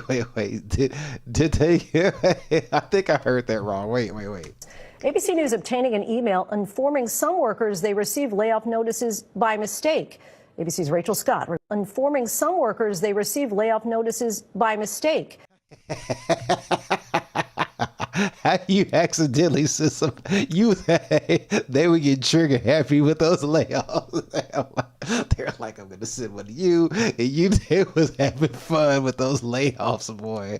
They was out there just jetting emails like, we gonna send these out to any and everybody. So many they accidentally gave the wrong people layoffs. Boy, that is a shame. ABC's Rachel Scott reports from the White House tonight.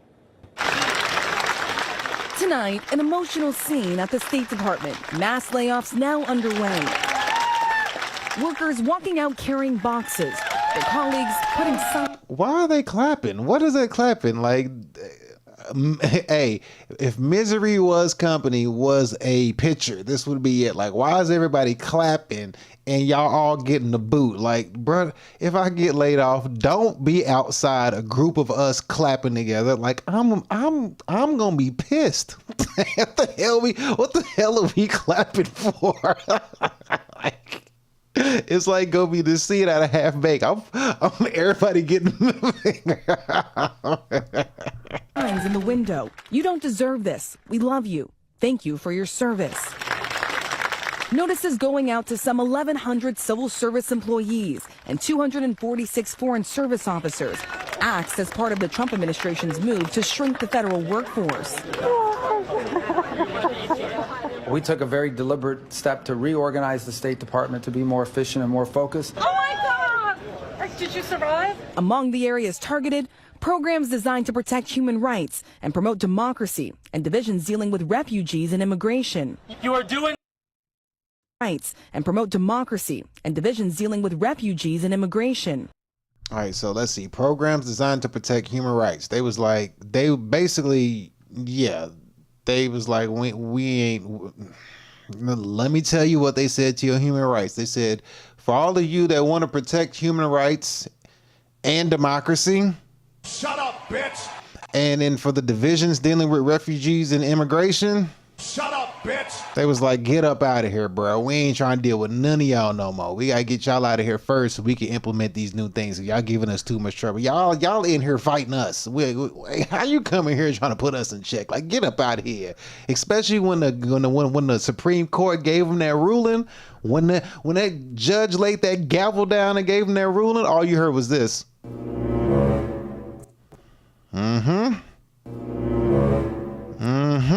Yeah, you know who we coming after first. That's what it was. You are doing this out of love of country. Democrats warn the effects of these cuts could be far-reaching. What kind of impact is this going to have? The rest of the world is just watching this with their jaw dropped, but it's also probably the happiest day for some of our adversaries and our competitors. I can imagine Vladimir Putin's very happy today seeing what kind of decimation is happening to our State Department. The good old...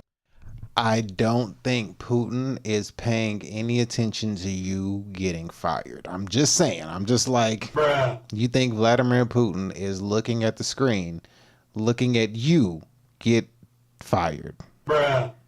Like, think about that one more time. You think Putin is watching you get fired and he's happy for it. Bruh. I don't even think he probably knew it happened. He probably was doing something else. That's just my opinion. Russian China trope. Now, I get what he's saying, guys. I'm not blind to that. He's saying in the long term, China and Russia are probably rubbing their hands together like Birdman because we're dismantling our government. But here is the truth of the matter. No one cares. Don't care. Don't care. Listen, let me ask you this. And I know a lot of people will disagree with me on this, but let's be real. Do the employees care about China-Russia relations, or do they care about having a job? Let me say that one more time. Do the employees that you just laid off, care about Russia and China relations, or how they're gonna put food on the table for their family? If you don't know the answer to that is they care about the job. They care about putting food on the table for their family. That's what they care about.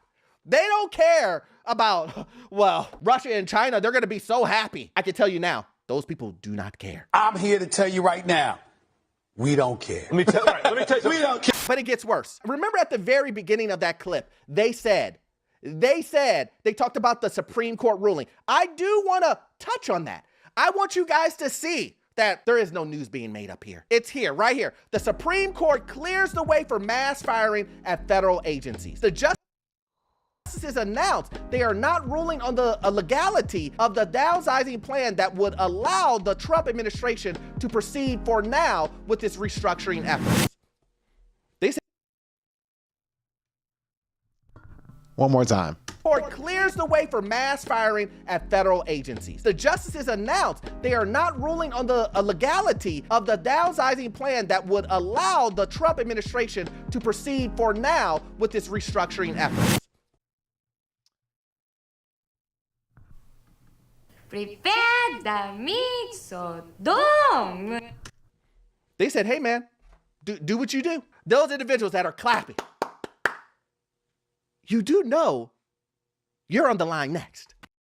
Stanford Business Essentials is a... Exactly. I thought those people who were clapping, I thought those were all the people that already got the boot. They were already fired. That's who I thought they were. I thought the people that were clapping had already got their stuff and they were outside waiting on the other people to get fired. And it was like, hey, come on down, join the squad.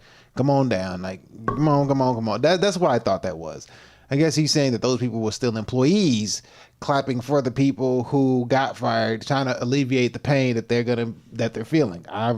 He could be right, I could be wrong, or vice versa, who knows, but that's what I thought that was. But yeah, reading that little script that he just wrote, or excuse me, looking at that script that he just read from the Supreme Court ruling, yeah, I'm pretty sure when everybody saw that gavel go down, they was just looking like... Prepare Prepara mixo dong. They knew it was over. They knew it was over. But anyway, let's continue. Here we go. Where is this at? There it is. So when I see videos like this, let's watch this. Let's watch this video, guys. Bruh.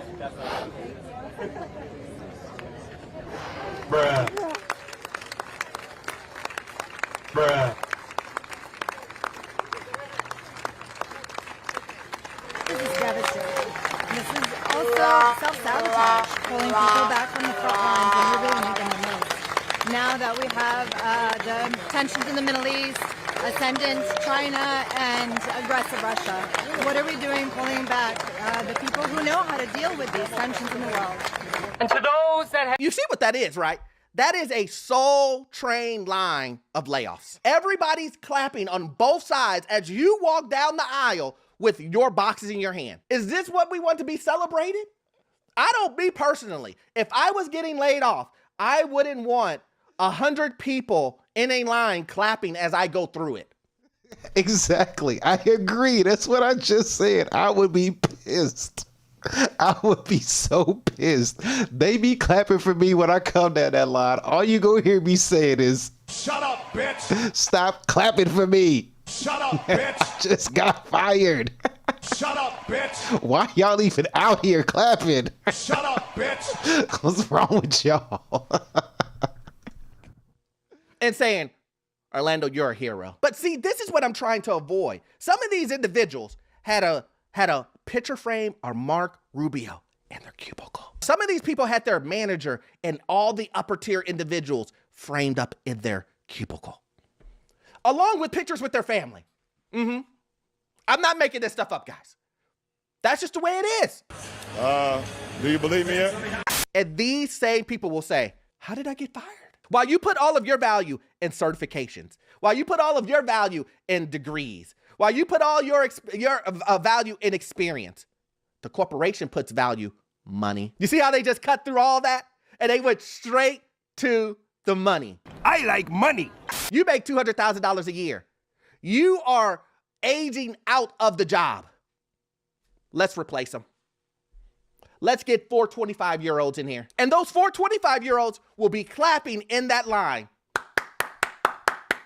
Hero. Hero. It's a dog-eat-dog world out here. This is the reason why I'm telling you to look out for yourself.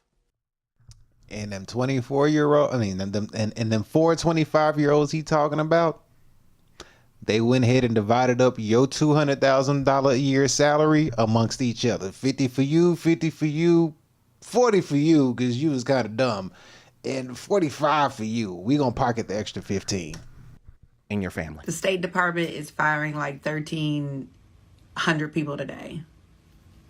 You got to have a plan B. So if you think your job is secure and it's not going anywhere, look, I don't want anybody to lose their job, but you have to have a plan B. 1,300 people. 1,300 people that I would think thought that they had job security because, you know, they work for the government. Have a plan B.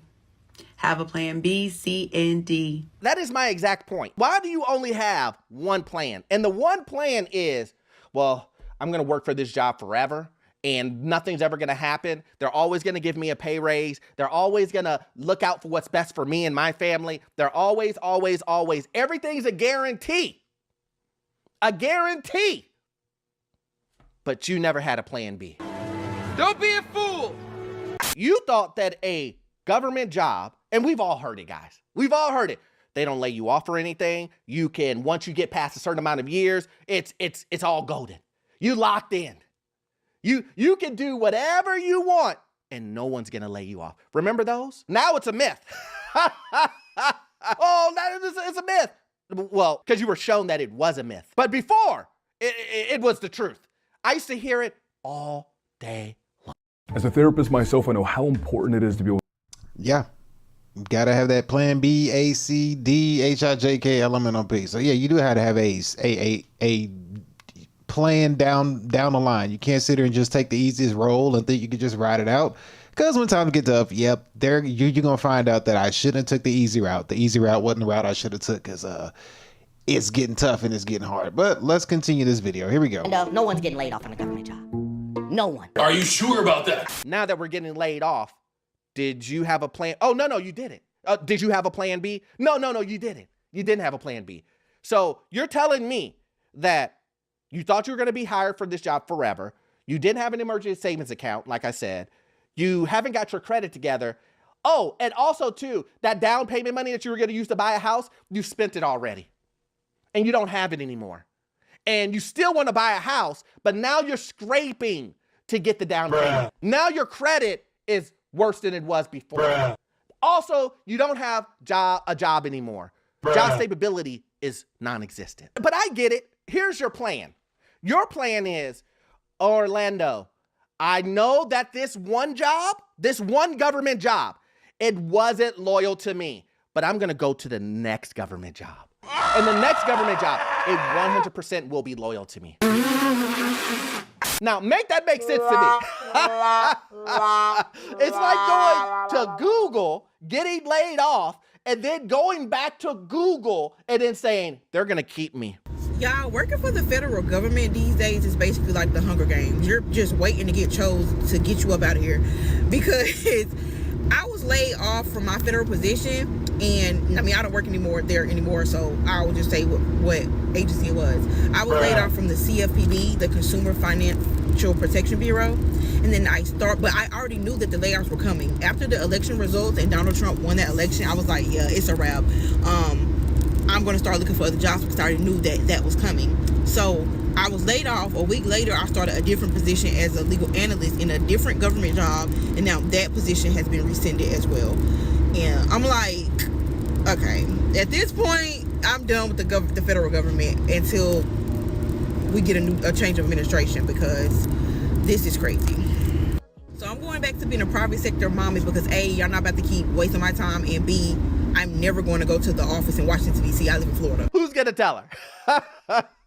Who's going to let her know that the private sector is just as bad? Google, Amazon, P&G, UPS. It can go on. It can go on, right? All of these companies are laying off people. We're in a different era. Get over it. It's happening.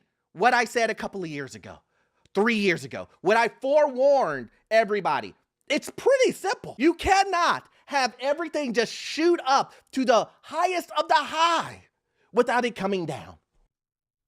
That's exactly what I said. That's exactly what I just said. The pullback is going to be, you know what?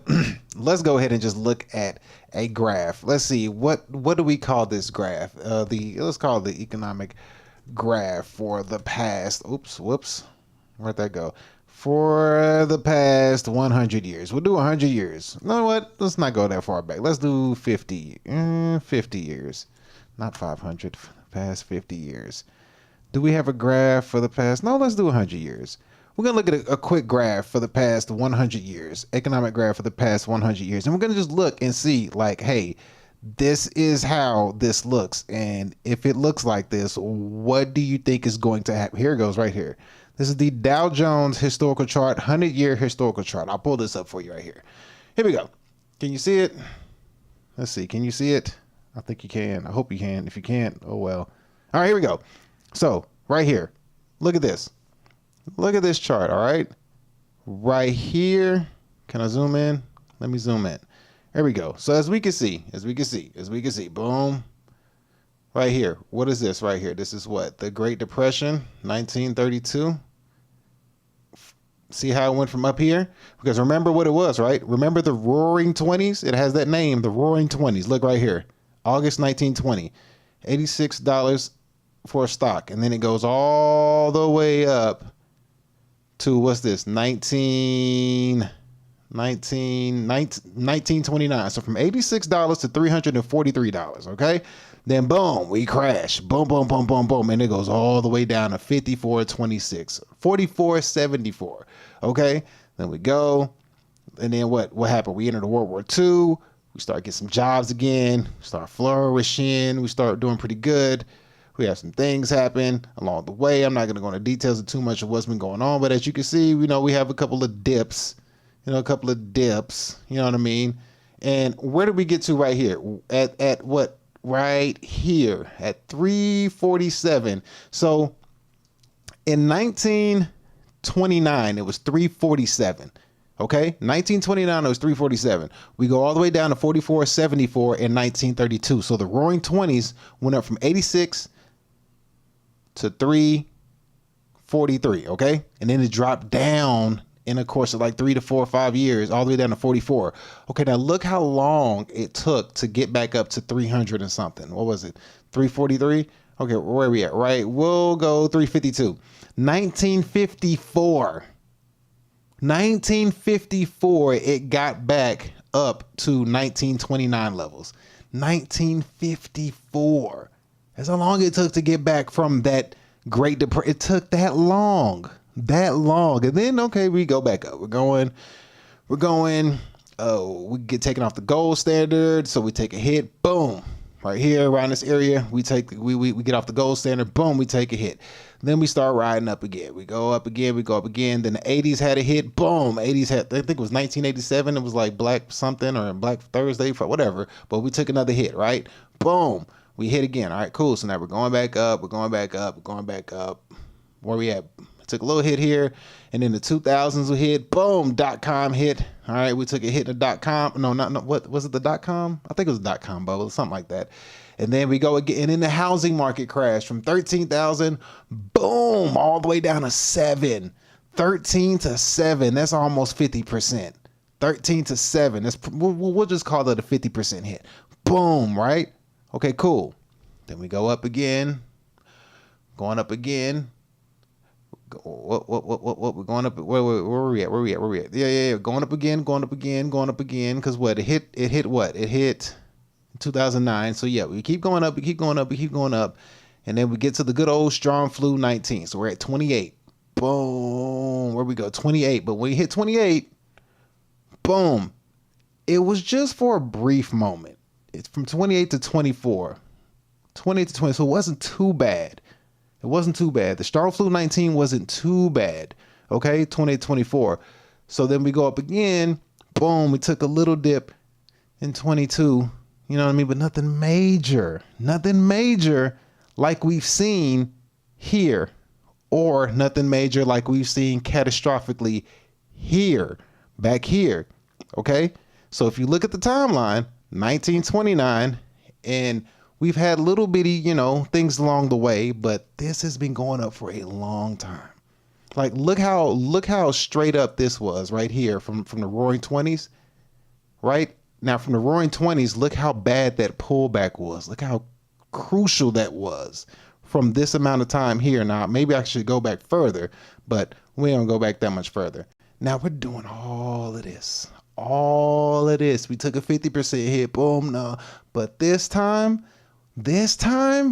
boy, this is going to be crucial. This is going to be brutal. So just keep that in mind of when you look at this, how bad this pullback is going to be when you compare it. Because look, we're almost at 100-year difference. 1929 to 2025. We're almost 100 years away from, the Great Depression. So just keep that in mind whenever we're like doing this and looking at all this stuff. Okay. Anyway, just want to show you that. Let's go ahead and get back to the show. Continue. It's really just that simple. Houses, cars, air flights, everything was super high, and everybody consumed when it was super high. So what do you think is going to happen as we're coming down, as people can't buy as much as they used to buy, as utilities, gas, cars, insurance, rent, everything goes up? And real quick, I did want to make a point. Isn't it kind of ironic? Very ironic, I must say, that what we were looking at when I just showed you that chart, it was the Roaring 20s from 1920 something, and 1929 is when we came crashing down. 100 years later, wouldn't we call this the Roaring 20s right now? If you think about it, the 2000s, 21, 22, 23, 24, 25, 100 years later, aren't we in the Roaring 20s all over again? Think about it. We're in the Roaring 20s all over again. It means it's the same thing. Grocery bills go up, and the one thing that you need to bring in income, they're laying people off. Your job is insecure. Oh my God. This is the reason why I say prepare. Imagine this, guys. Imagine someone like myself telling you to make sure that you take care of you and yourself and your family. And someone going, what? You want me to take care of myself and my family first? That's what people are arguing with me about. You're arguing with me about taking care of yourself and your people that you love. Make it make sense to me. Make it make sense to me. I'm saying make sure you look out for you and yourself and your family. And people are saying, Orlando, I hear you. I hear what you're saying. But Google writes my checks. Amazon is the one who signs on my checks. The federal government, they gave me an opportunity of a lifetime. I got to show my loyalty. But are they going to show loyalty to you? No. We know the answer to that. The answer to that is no. It doesn't matter if you go from the IRS to the FBI. It doesn't matter. It doesn't matter. You still can get laid off. Waking up every morning to see if you can even log into your computer is a different kind of anxiety. I'm a federal government employee. I know more cuts are coming to our agency, and it's just a matter of time. I did conclude that if I lose my job, if and when, because I do think it's coming, that I am not going to stress myself out and apply for 200-300 jobs a week like I know a lot of people are doing. Like, I'm not doing that. And it's not that I don't need a job. It's not that I think I'm too good to do that. I think it may be time for me to rest if I lose my job. And I'm going to rest. I have surrogacy to fall back on. I am not going to stress out about a job, applying for a job that I probably don't even want. Did she say she has surrogacy to fall on? To fall back on, lose my job. And I'm going to rest. I have surrogacy to fall back on. I am not going to stress out about a job, applying for a job that I probably don't even want. I've served this country in the military capacity. I've served this country in the civilian capacity, a country that clearly is not serving me. And I am not going to stress. So you heard what she said. She's saying that, listen, I know my job is going to let me go. I feel that they're going to let me go. But if they do let me go, then I'm not going to stress over it. But here's the thing that I want to add on to that. Hopefully, if anyone is in that situation, hopefully this young lady, since she's in this situation, she's not just sitting on her hands. You know what I say? I say sit on the sidelines with a purpose. And what I get from some individuals is they're sitting on their sidelines with no purpose. What if one simple chew could turn constant itching into complete... Okay, they caught me off guard with that one. I was in the middle of a swig from a water bottle, and they just came in with the ad. They should give me a little countdown or something. Or I should just get YouTube Premium and shut up about it, right? That's what I should do. I should just get YouTube Premium and stop complaining about it. But yeah, I mean, at least she got something to fall back on. She said she got surrogacy. Boy, the power of the Punani, I tell you, boy. Hey, I can't knock them. It is a cash cow, so I give it to them. Yeah, men, we got to have a voice and some skills. They can just fall back on what they were just born with. It must be nice. But anyway, let's continue. Let's finish this up. Here we go. Let's get it. You're waiting for your job to let you go, and you haven't saved up an emergency savings account. You are letting your credit get worse. Matter of fact, you're spending more than you did a couple of years ago. The money that you supposedly said that you were going to buy a house with, it's gone. What did you spend it on? DoorDash? Klarna? Did you go to a trip to Cancun? Did you buy you a new 7 Series? But let me guess, you're paying $3,000 a month on a luxury apartment. So you're telling me that you know you're going to get fired, you know you're going to get laid off, but yet you're not cutting down on your expenses. This is what I'm talking about, guys. And I'm not saying that this lady is doing that. I'm saying I hope she does it. We're using this as a springboard for a lesson of what not to do. So we all know that this economy is going to continue to get worse and worse. And let me tell you this, guys, and I'm being very, very upfront and truthful here. There's going to be more layoffs. You just saw that the ruling came out that the administration can do whatever they want when it comes to layoff and resizing. And you don't think that they're going to do it? Excellent. I'm just letting you know. I know you think you're safe, but you need to keep your head on the swivel, guys. I promise you, this isn't some fake news. You need to make sure that your job is secure. When those opportunity comes, you need to research. You need to look at them. You need to not just brush things off aside thinking that you're guaranteed a job or that you're owed a job and it will always be there. Because we're in a time and moment where that is no longer the case. All right. Yes. He does have a point. He is right on that. We are in a time, but shout out to him for those videos. He's great. Shout out to him. Yeah, man. Somebody, one person I was watching, he had mentioned that the best time to start a business is in an economic downturn. Because he said that if you can weather the storm, let's just get this out of the way. He said, if you can weather the storm and keep your business going during an economic downturn, then when things start flourishing and you've been having a business the entire time through an economic downturn, you're going to flourish when times become good again. So I was like, that's actually good.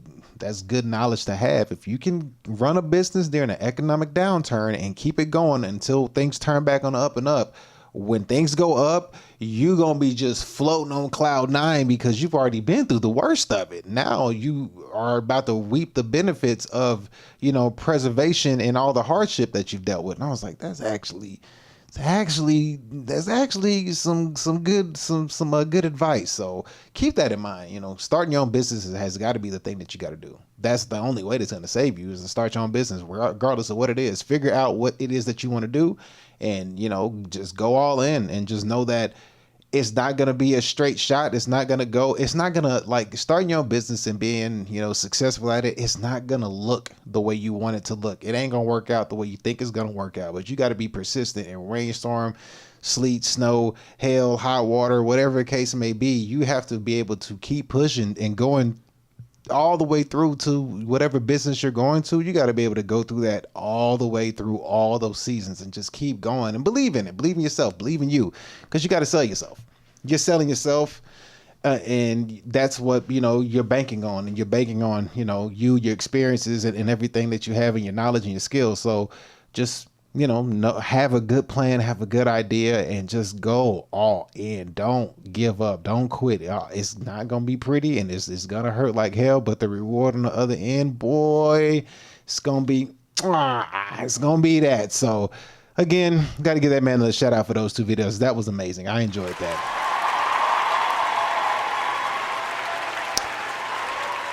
And when we started the economy portion of the show, I don't think we had our lady start the economy portion of the show. So I think I slipped up on that. I messed up on that. I didn't play the intro video. But with that being said, we are going to get to the AI portion of the show. And with that being said, I'm not going to slip up on the AI intro. Welcome to the AI segment of the show. Enjoy. Yeah, there we go. Got it right that time. Yes, sir. Yes, sir. Yes, sir. Round of applause.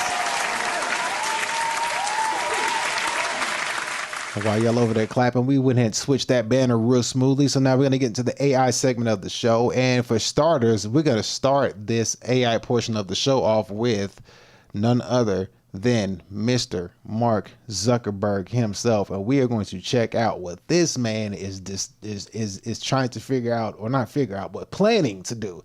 This man is planning to build a freaking data center the size of Manhattan. I mean, when you got money and you got plans and aspirations, you finna do some wild stuff. And right now we seeing these dudes build data centers like we ain't never seen before. I just don't know where the hell he gonna put it. That's the real question. But to build a data center alone, the size of Manhattan has got to be, on one side, it's gonna require it's gonna give a lot of jobs to a lot of people as far as electricians and stuff go like that. So a lot of people are gonna have jobs to put this data center up. But on the back end, what is that data center gonna be used for? Because once the data centers are up, like they not gonna need you anymore. You know, or what if they get to the point where they build the data centers and then they got robots in there that can do the I don't know. Just me thinking, going hypothetically off the rails, and it was just going off the top of my head, thinking of some end of the world type stuff. But anyway, with that being said, let's go ahead and dive into this video and see exactly what's going on and how this situation looks, because I'm really intrigued on how this man's going to pull this off. So without further ado, let's get it. Mark Zuckerberg. And before I do that, the damage report is where I got this from, so fair use to them. So here we go. Mark Zuckerberg has apparently decided that he's going to create the 8th wonder of the world, and it's terrible. It's a massive, and I mean truly massive, data center for AI that he is going to put hundreds of billions of dollars into. And can we jump briefly to graphic 2 before I give more of the details? This is the Hyperion data center visualized over Manhattan. And the reason they visualized it over Manhattan is he says it's going to be the size of Manhattan. And it's just for doing data stuff, mainly AI. The size of Manhattan, okay? And this is presented as a good thing? No, that's what we later identify as the headquarters of the robotic intelligence that enslaved us hundreds of years ago. And I'm supposed to be cheerleading the creation of this thing? Anyway, look, that one they're working towards, but in steps they're getting closer and closer. So the first multi-gigawatt data center that they're gonna create, dubbed Prometheus, is expected to come online next year. Hyperion, which is gonna scale up to 5 gigawatts over the coming years, okay, is another one that's coming soon. And he says we're building multiple more Titan clusters as well. Just one of these covers a significant part of the footprint of Manhattan, just one of them. Hey, these names that they're naming them, Hyperion, these are these are Greek things, Greek mythology things. Here, I looked up Hyperion. So Hyperion comes from the first book in Hyperion. It features, no, wait, where are we at? In Greek mythology, Hyperion was one of the 12 Titan children of Gaia and Uranus. He was the father of Helios and Selene and Eos, often associated with the personification of the sun. So Hyperion is a Greek mythology, and then I know Prometheus is too. I don't even think I have to say that. But Prometheus. Let me see. Prometheus is a movie in Greek mythology. Let's see what Prometheus is. Prometheus is a proficient figure in Greek mythology known for his defiance of Zeus and his gift to fire, and for his gift of fire to humanity. He is a Titan, so that's another Titan, often depicted as the champion of humankind, oh wow, who stole fire from the gods and bestowed it upon mortals, enabling them to build civilizations and advance technologically. Jesus, reading with Daniel. So far these names are Titans and they have meanings behind them, so they're not playing around. All right, well, the more you know, right? One of these covers a significant part of the footprint of Manhattan, just one of them, because there's going to be many of them the size of Manhattan. And look, we throw out terms and they don't necessarily make sense. What is a multi-gigawatt data center? Like, that's electricity, right? Like, it's probably a lot of electricity. No, it's not just a lot of electricity. 5 gigawatts is what he says Hyperion is gonna use, that Manhattan-sized one. And do you wanna guess how much electricity a Manhattan-sized data center uses? It uses more than Manhattan. It uses almost twice what Manhattan uses. And think about what Manhattan uses that power for. You know, subways and buildings and TVs and refrigerators for the millions of people that live there, millions upon millions of people, and billboards and all that stuff. Twice of that is just gonna go into a data center to do like custom emojis or whatever, or to do your essay for you. This, I know that most people won't even have clicked on this thing because it's about AI. Nah, this ain't finna make no emojis of your essays. You are undermining what these people is trying to do. And who cares about that? This feels like the end of society. Hundreds of billions of dollars could cure most world problems. World hunger many times over, disease, extreme poverty, whatever. Instead, we're gonna put into a thing that is gonna use 5 times the electricity of Rhode Island, okay? Enough to power 5 million homes just to go into a chat bot. And I know that AI is everywhere and they're cramming it in every product. I still would defy most people in my audience to tell me, what is AI doing that needs to be done? Like, it does a lot, right? You know, it can write for you. It can make a picture or whatever. It can make a meal plan. Should we route a measurable percentage of all of the electricity that our civilization uses into that and spend hundreds of billions of dollars and cover up a significant portion of American territory? Is that actually worth it? And should it be like Mark Zuckerberg's? Like, he's the one who determines what it's gonna do. Let me ask you a question. Here's a dark thing. How much pollution is a data center the size of Manhattan going to produce?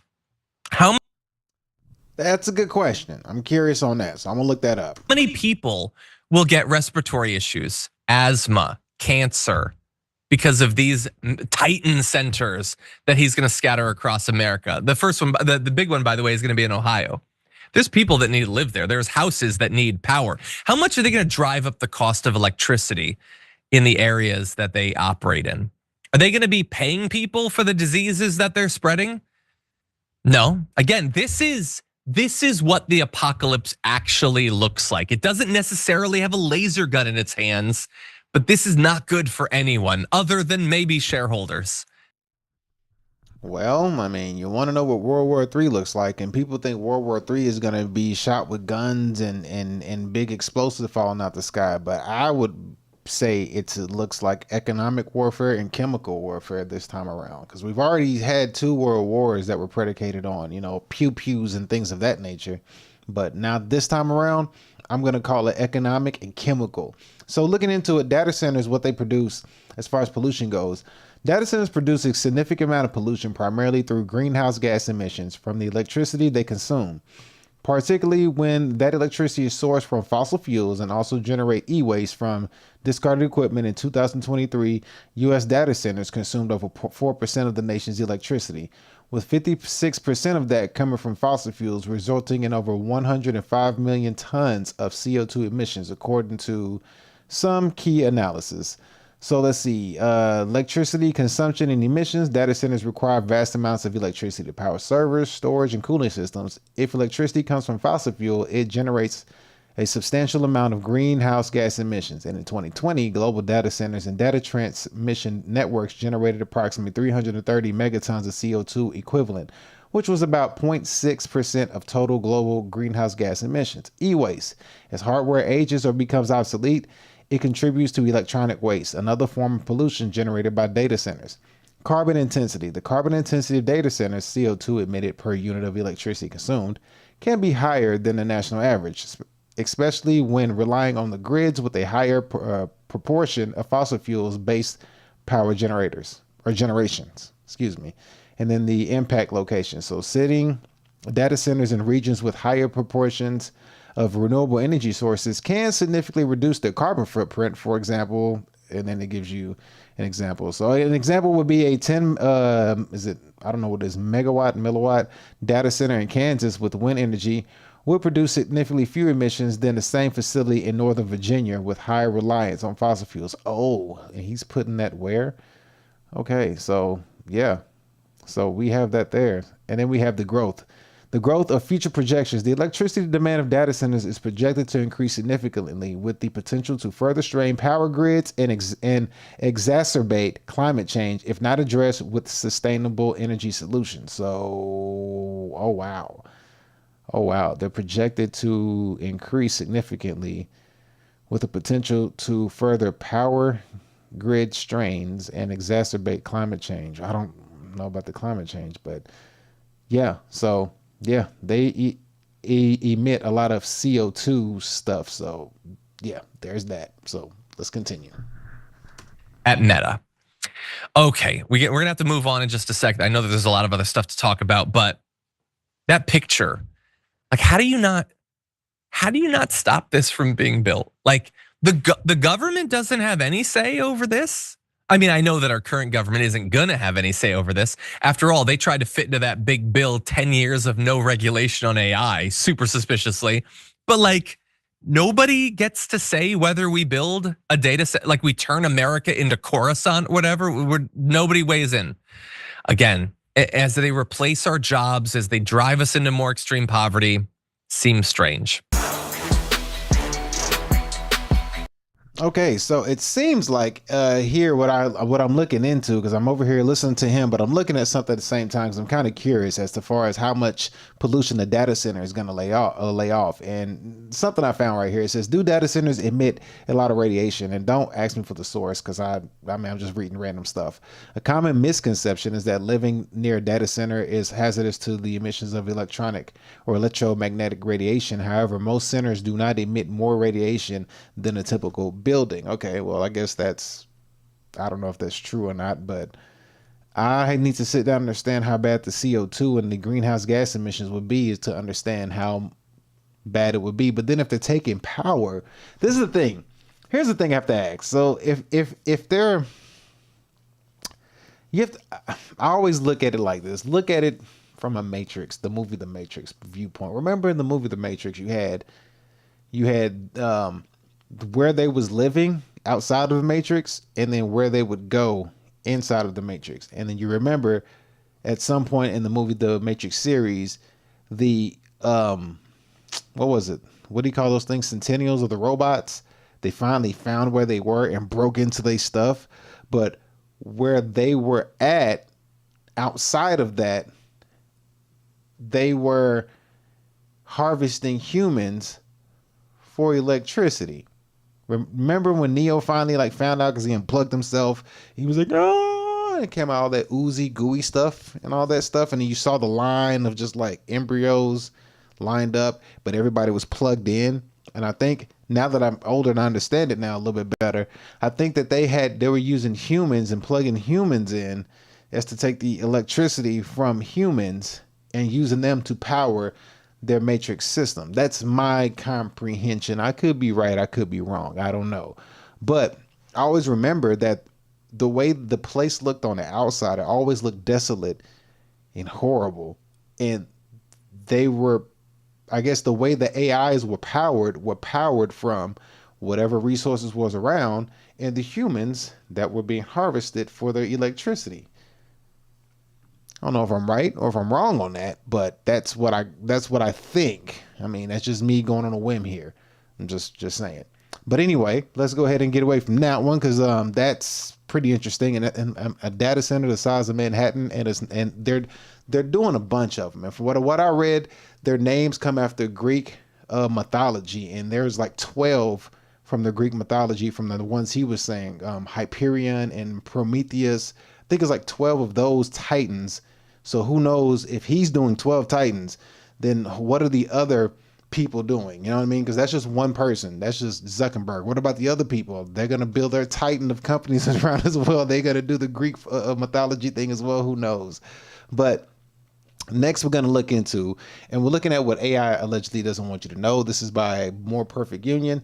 And we're going to see the secret AI laws that are being, the meetings that are being held in secret, and laws that are being passed on the slide, on the slide, and see exactly what they're doing as far as implementing laws that are going to be going towards the future that may be hindering everyday people.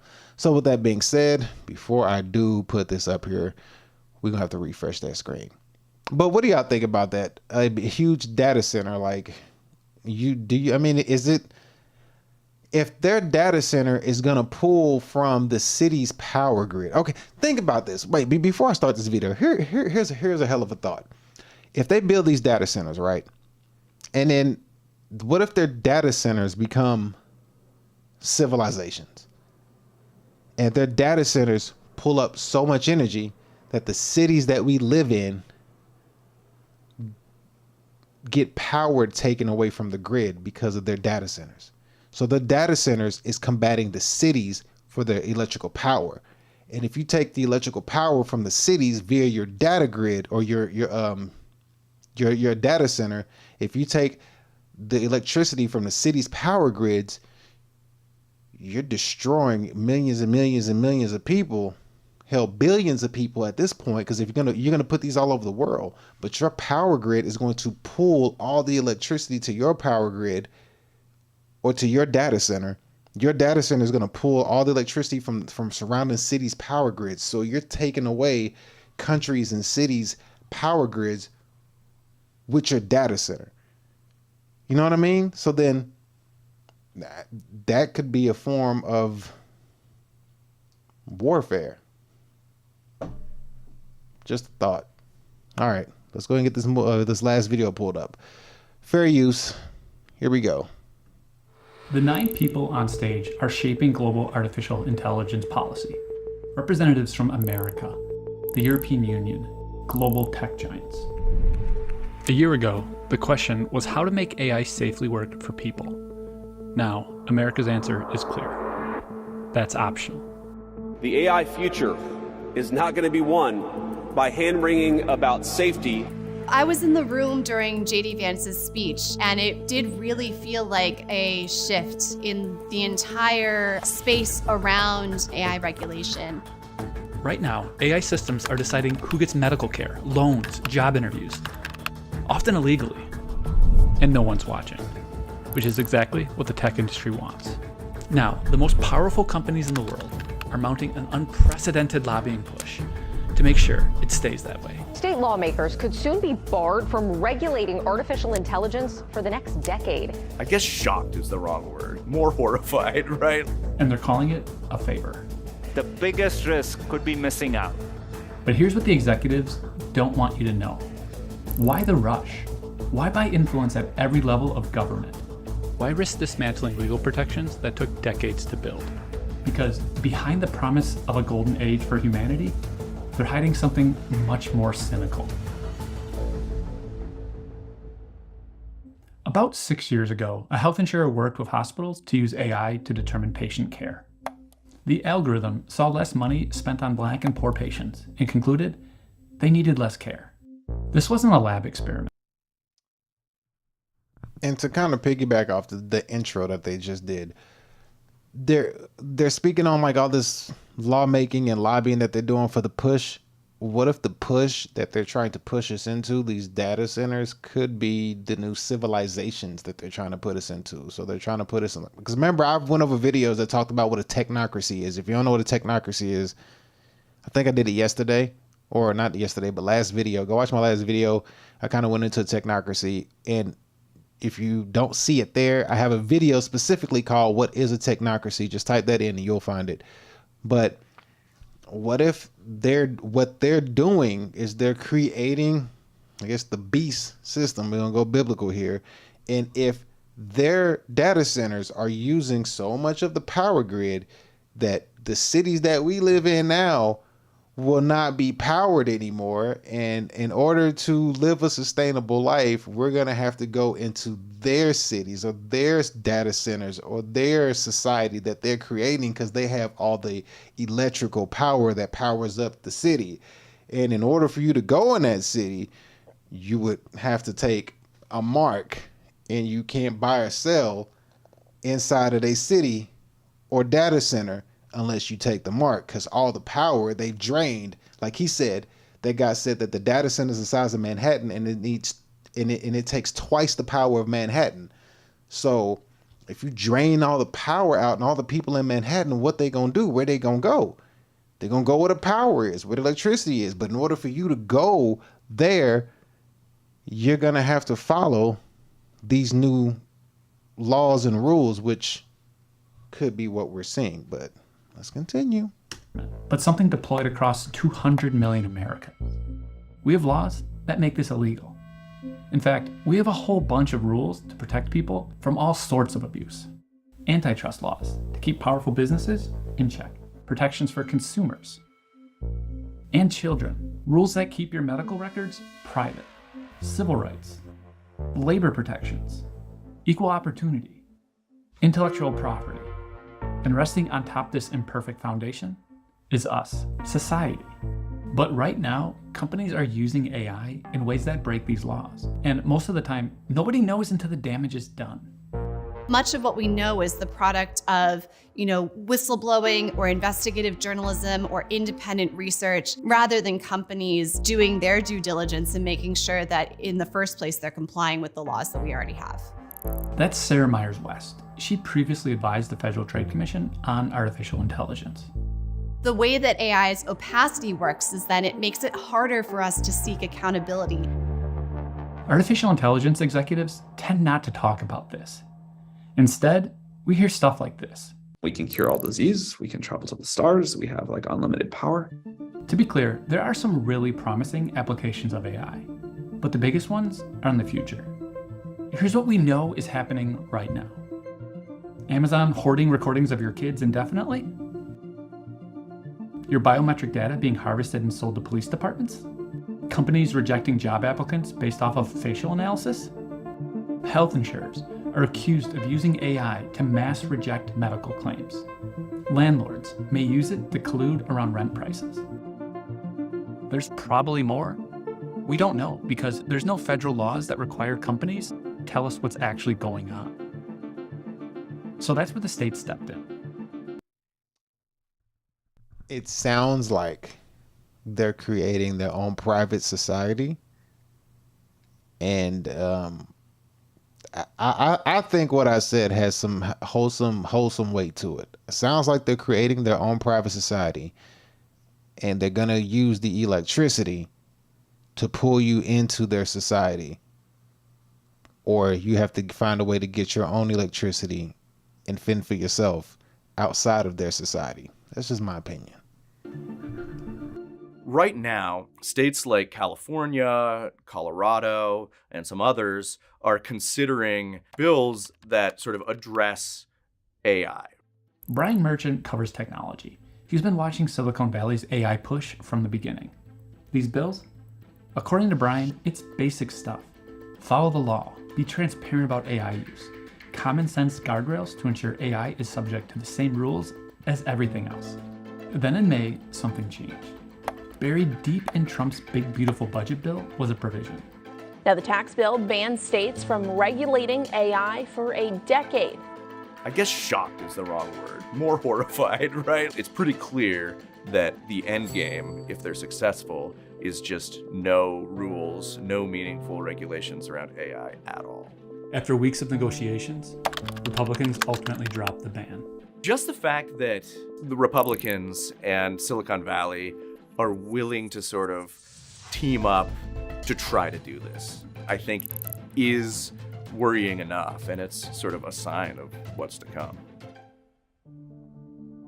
How does an industry manage to exert so much power that it could make it illegal for state and local governments to govern them at all for a decade? Follow the money, and that's really all you have to do.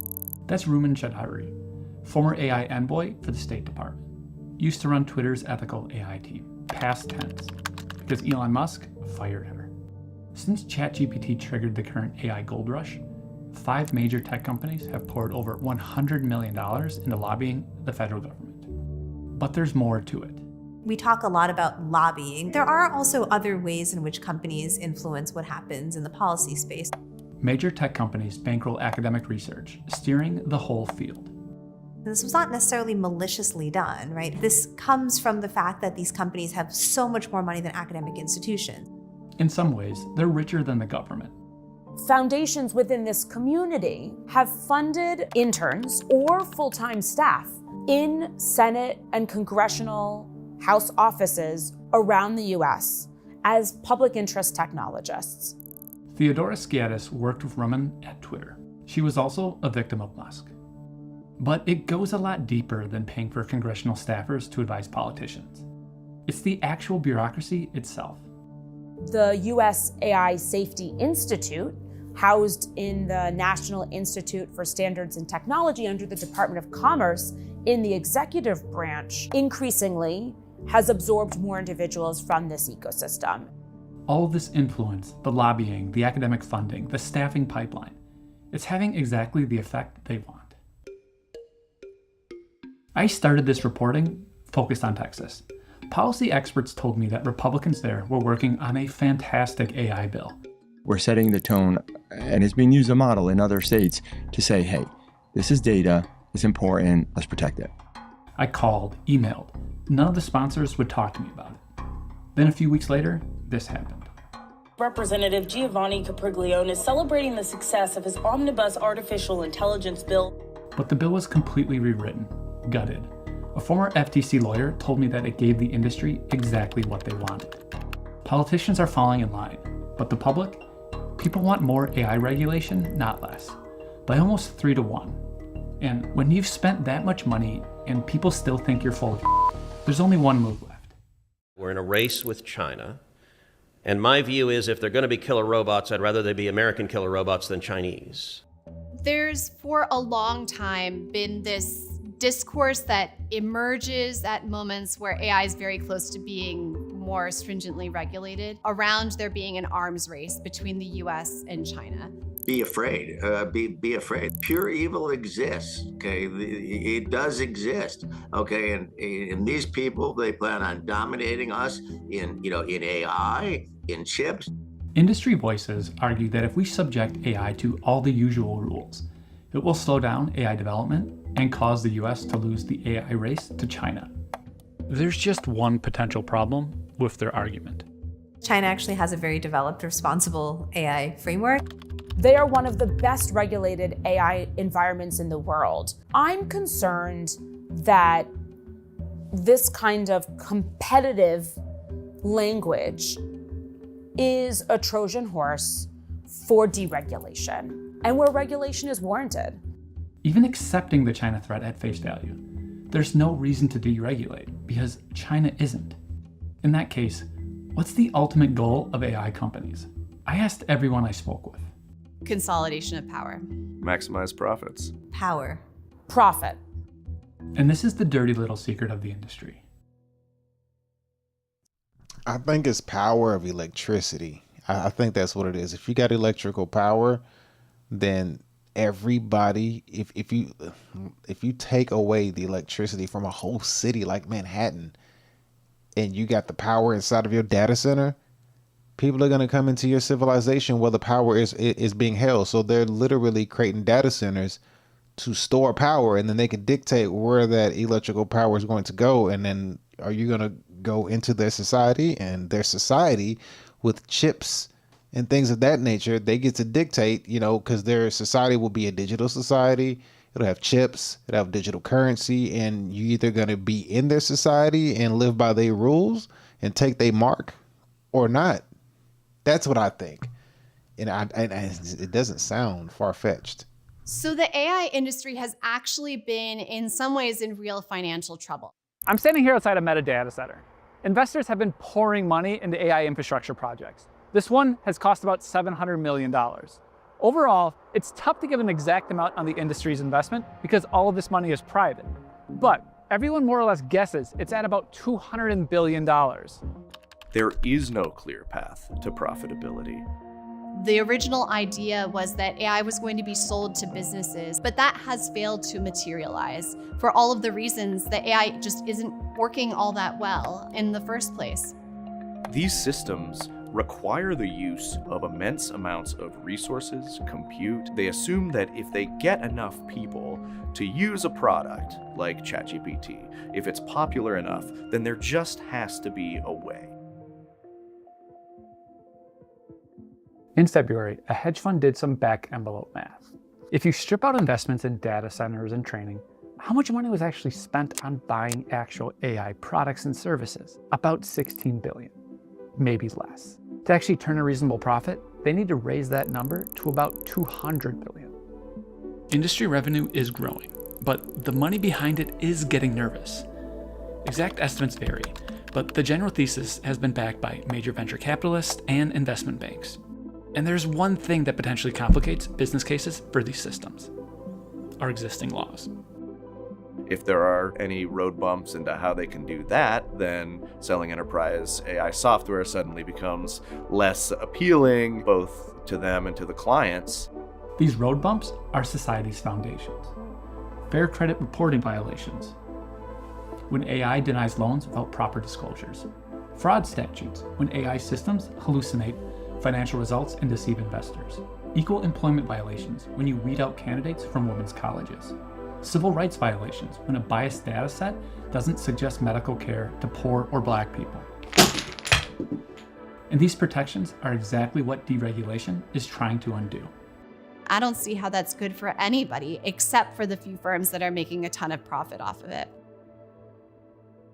But here's the thing about companies that spend hundreds of billions of dollars on products with no clear path to profitability. They try to create their own reality. So a lot of terms are being thrown around by CEOs that sound incredibly impressive.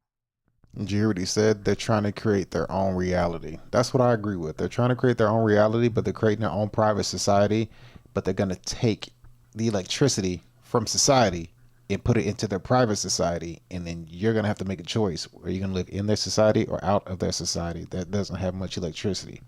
You have to fend for your own self, or take the mark coming into their society with digital currency, chips and all that stuff. Just a thought. Artificial general intelligence is one. That's a theoretical type of AI that possesses human intelligence and can perform any intellectual task a person can. We said from the very beginning we were going to go after AGI. I'm sure you've heard it before. How long before we're literally dealing with a god? It used to be that like AGI was this very binary moment. OpenAI has had a definition of AGI in its charter, and I quote from its charter: highly autonomous systems that outperform humans at most economically valuable work. Microsoft and OpenAI have an investment deal that further defines AGI. In the contract language, specifically that they would consider a system AGI once it had generated $100 billion in profits. Let that sink in.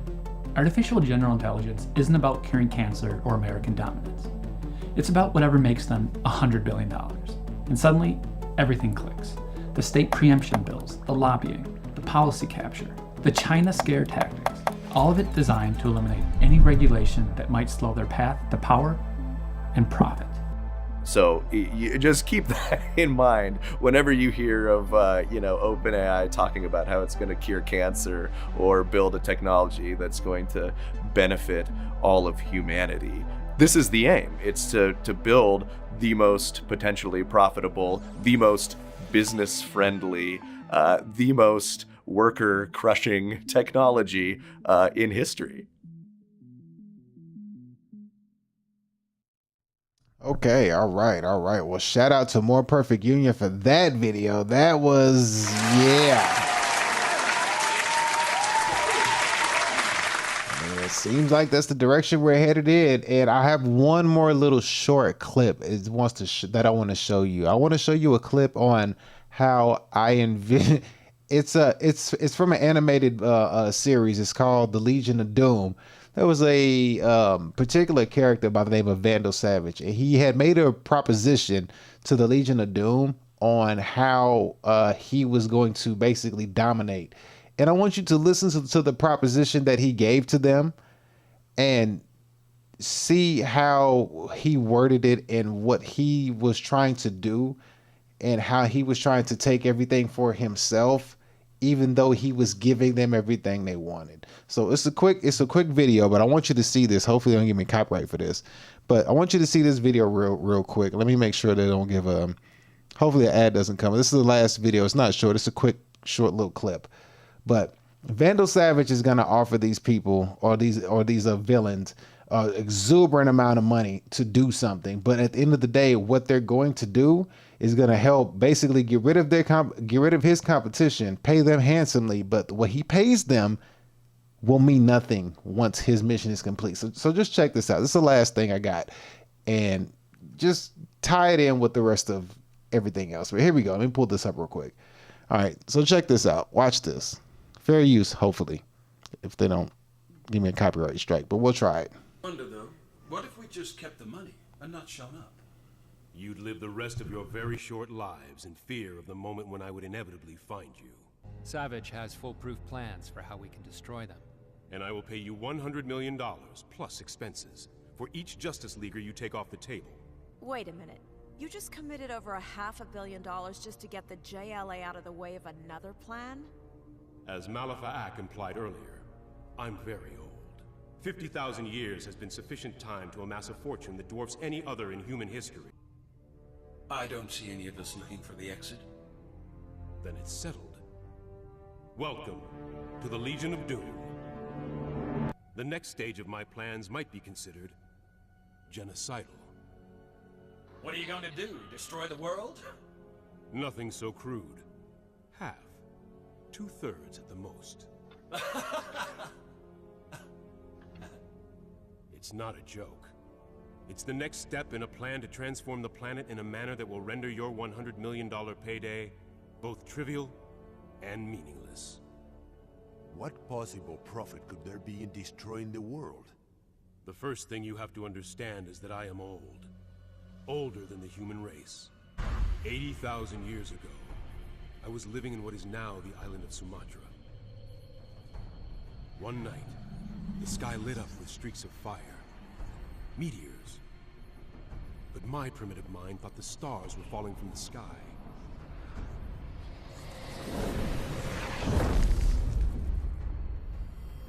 One meteor fell to Earth in my valley. My compatriots ran, but it was very cold, and the glowing stone was warm.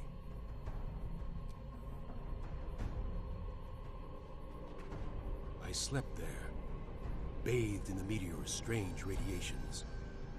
And when I awoke the next morning, I was forever changed. The radiation mutated me, evolved in me. I was instantly aware of my increased intelligence. It was only with the passage of time that I discovered the rest of my gift. So far as I know, I cannot die. Is that a fact? Go ahead.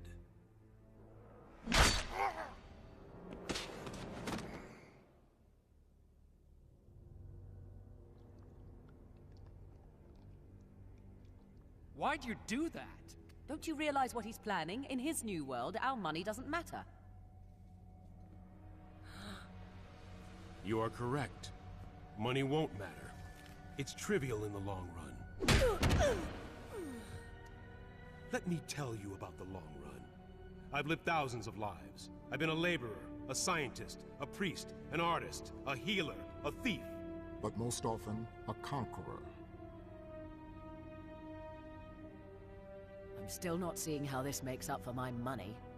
75,000 years ago, a disaster nearly rendered humanity extinct. I enslaved the survivors and ruled with an iron hand. In a few generations, my people were well underway to repopulating the Earth and becoming the planet's dominant species. I was happy then. You're taking the world over out of nostalgia? I'm taking over because humanity is prideful and belligerent, and once again needs my guiding hand. But before I take over, I intend to soften them up. How do you propose to kill that many people? Even without the Justice League, they will fight. They'll lose.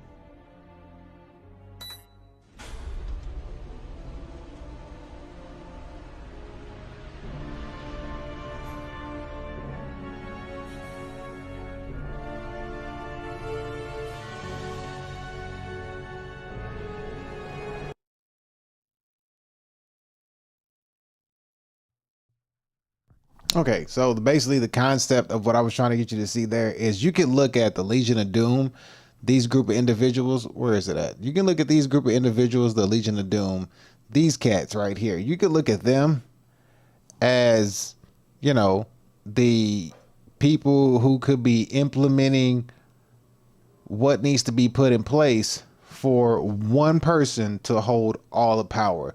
And we could potentially be seeing something like this now with these data centers and stuff going on. We could be seeing a group of people, which only takes like 5 or 10, getting ready to put together extremely strong power structure that can give all power to one individual. So if you know, you know. You get where I'm going with that, but I'm not going to dive too deep into that. But that's going to be it for today's show, man. I greatly appreciate everybody for watching and dropping in, man. Thank y'all so much.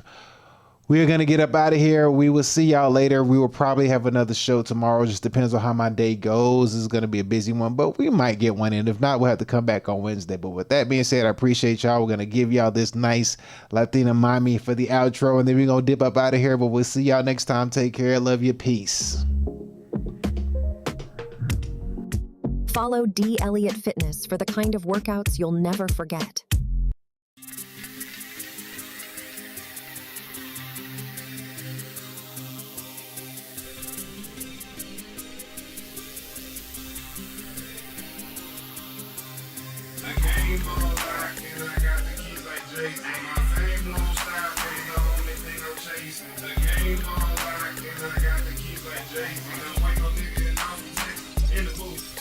I'd rather be in the studio than in jail or on the street.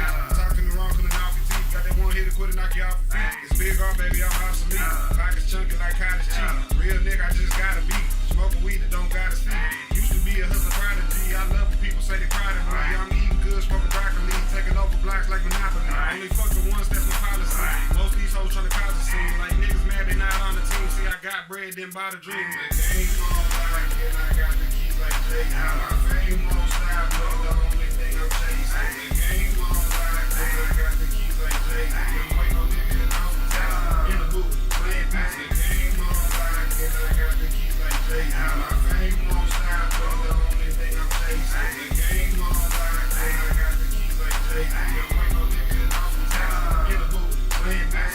Counting cash and smoking green, can me blow a cloud like a smoke machine. Bitch, I'm addiction, got no sustain. Bumblebee ass, yeah, I know it's thing. I plug your bitch like a 6-string. Jordan with the bitches got 6 rings. Smoke till my bitch split screen. The rest with pain pills and sipping lean. Riding dirty, but I'm extra clean. Lyrics nice, but I'm extra mean. All-star heavyweight like Wolverine. The bitch learns like she open me. I flip money like Clover G. Gang hustle like TIP. Star baby like DIG. Acronym like KRIT. The game on like and I got the keys like Jay-Z. My fame won't stop, but the only thing I'm chasing. The game on like and I got the keys like Jay-Z. Don't wait no nigga in the booth, playing beats. The game on like and I got the keys like Jay-Z. My fame won't stop, but the only thing I'm chasing. The game on like and I got the keys like Jay-Z. Don't wait no nigga in the booth, playing beats. In the beats like RP, no hard shit where your artery. Cutting up, who sharp as me? Rolling up accordingly. Pulling holes, no sorcery. Rapping like y'all forcing me. If I ain't right, then it's forgery. Nigga selling to the rock like a Florida beat. Lyrical monster on the Lord of Beats. Text nigga, my bitch Georgia Peach. Pimp tight nigga, I do more than cheat. Cold like D-Wade, I go to heat. Bitch, I'm on my way, hit the short police. Money jumping like a nigga on my sneeze. Cause the bad James get me on the beat. Bitch, I'm always winning like what's the fee? The game on like and I got the keys like Jay-Z. My fame won't stop, but the only thing I'm chasing. The game